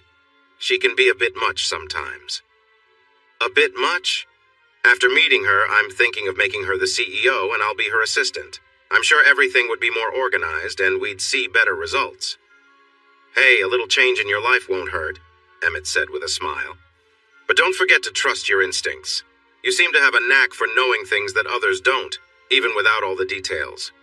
So don't let our very organized and research-loving daughter who's focused on her career change that. You might not always get things right, but I believe you have a special skill when it comes to investments. Anne and I wouldn't have this nice ranch and home without your insights, and Ash could go to college for 6 years without debts. Don't let her influence that.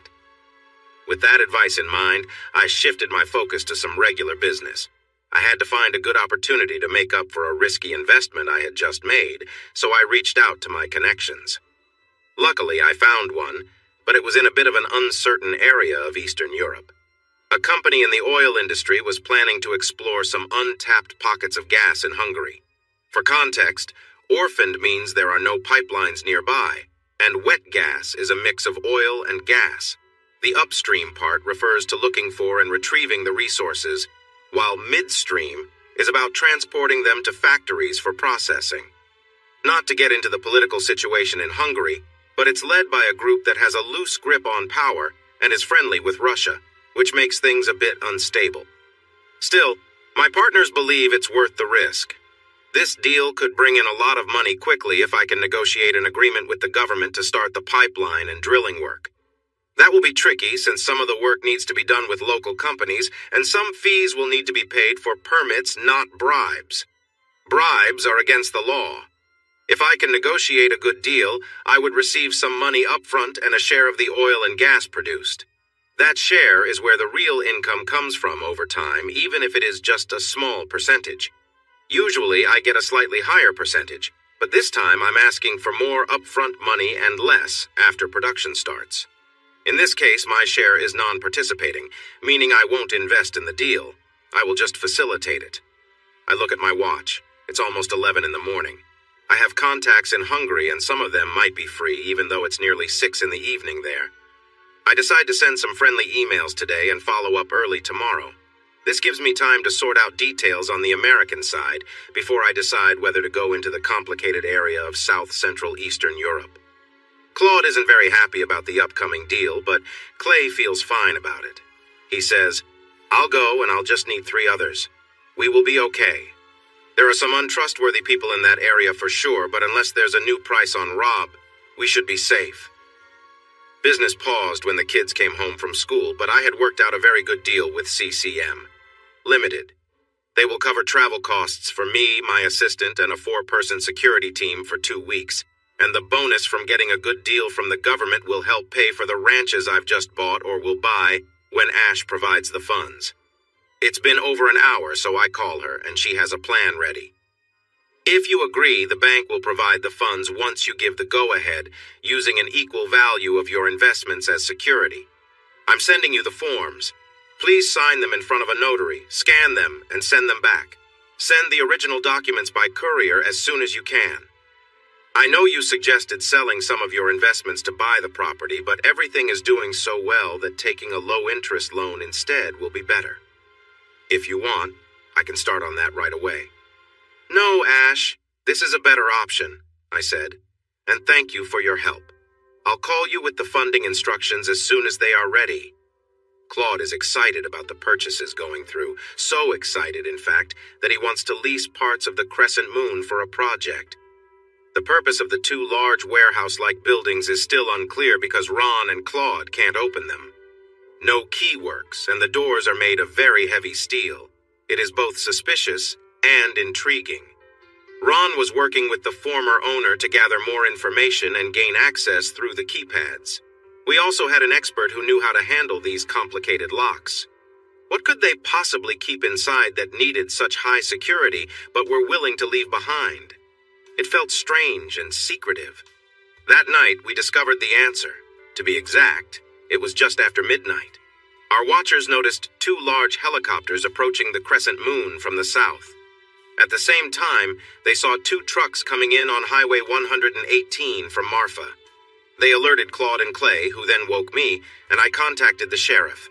We met him near the tomato greenhouses on Texas 118. He was in the driver's seat of his armored Humvee with his chief deputy at the wheel. We climbed into the open seats. The vehicle, followed by 2 others, parked outside the ranch entrance for several minutes. The watchers told us that the helicopters had landed and turned off their engines, and the trucks were backed up to the loading docks of the 2 warehouses. When they reported that the doors had opened and men were going inside, we drove onto the ranch, with 2 Suburbans full of men following us. The watchers had seen at least a dozen armed men exit the helicopters.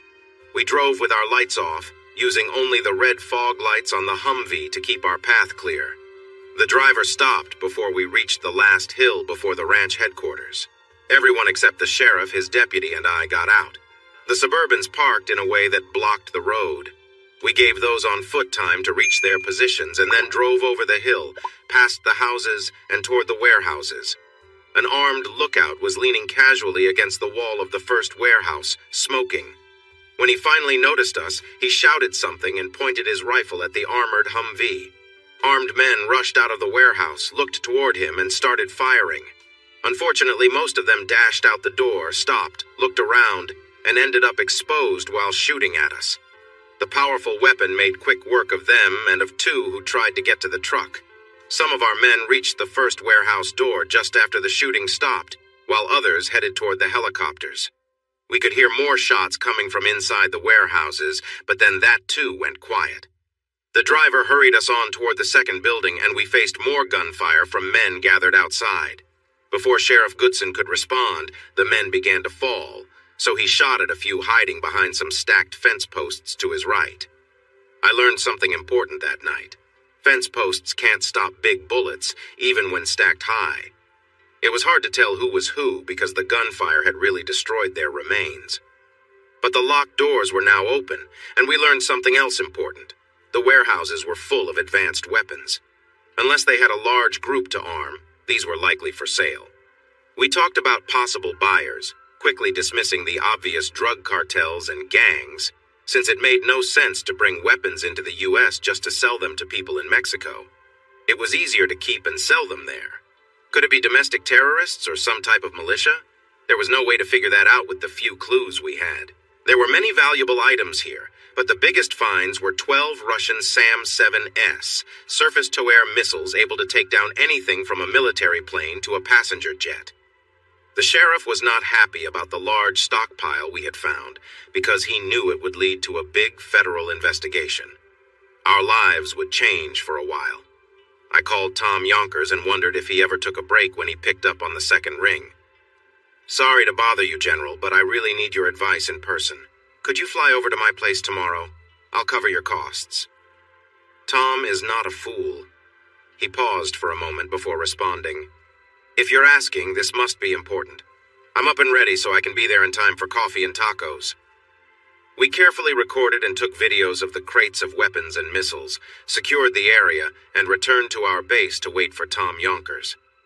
2 teams remained, one for security and the other to move the bodies into the refrigeration units we found in each warehouse. We locked the gate behind us when we left. Tom landed at Blue Mountain 7 hours after our call, so he really had left right away. We had eaten and were on our 3rd pot of coffee, but Maria made fresh tacos when he arrived with his ultimate security team, along with 2 of his own guards.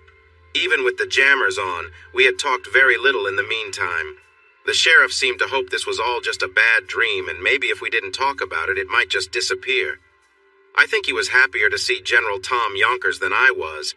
Maybe he could come up with a plan. The others went to get the kids ready and take them to school, stopping by to say hello before they left. I let the kids eat, hugged each one, and gave Doctor a warm embrace too. Ava returned to the group on the patio. Tom said, "Well, I've heard enough. Now I need to see for myself. Let's go." And we did. 90 minutes later, Tom remarked, "Rob, you always bring some kind of chaos, but this is something else. Everything in here there's a lot is either from Russia or China, and it's all military grade. We have 2 big problems. First, what do we do next? Second, you know no one will believe your story. After that incident with the North Koreans and the rescue in Mexico saying, 'Yes, I just bought this ranch, but I had no idea it was a weapons stash,' isn't going to convince anyone, at least after they've finished questioning you. The sheriff and I thought about just setting this all on fire and driving off fast, but we might lose some land if we do. So, do we call the ATF and send you away until they figure this out? Because as it stands, I can see you in a tough spot. I've had some time to think, so hear me out. I know it sounds crazy, but just listen. First, we definitely need the ATF involved. The United States needs to know where this stuff came from, who brought it, how it got here, and where it's headed. Second, I've been to Bolivia and Cuba, and I'd prefer to avoid both. Third, and this is where it gets complicated, they left us the trucks and helicopters meant for transport, but I doubt 2 trucks will be enough. Anyway, let's do what they were planning to do and get it all out of here. I can see 2 trucks being reported as abandoned somewhere near Presidio, Del Rio, or Fort Stockton, with the local police and border patrol finding a real surprise, maybe even some evidence of what happened here. I don't want to drive the truck with the missiles, assuming they even fit. I don't really have a plan for them. Using the helicopters seems too risky even at night. We'd likely be seen. So, with this unconventional idea, what do you think? Everyone shook their heads, some with their eyes closed. With a confused look on his face, Tom finally spoke up. It's risky. It's unlikely. It's absurd. But right now, I don't have a better idea. Claude, Clay, can we avoid leaving any traces when we load things? We have the gloves they left. We have forklifts. We might even have hazmat suits we can use. But we have to be careful and can't move too quickly. And who knows who else might be on their way. There are millions of dollars in advanced weapons here, even without counting the missiles. Someone else will want to collect this stuff if these guys don't show up at their meeting point. I guess we have until later tonight since they didn't seem to be in a hurry. Thanks for watching this video. Don't forget to subscribe to Infidelity Plus to stay updated with more captivating tales of infidelity and payback. Turn on notifications so you're the first to see our latest content.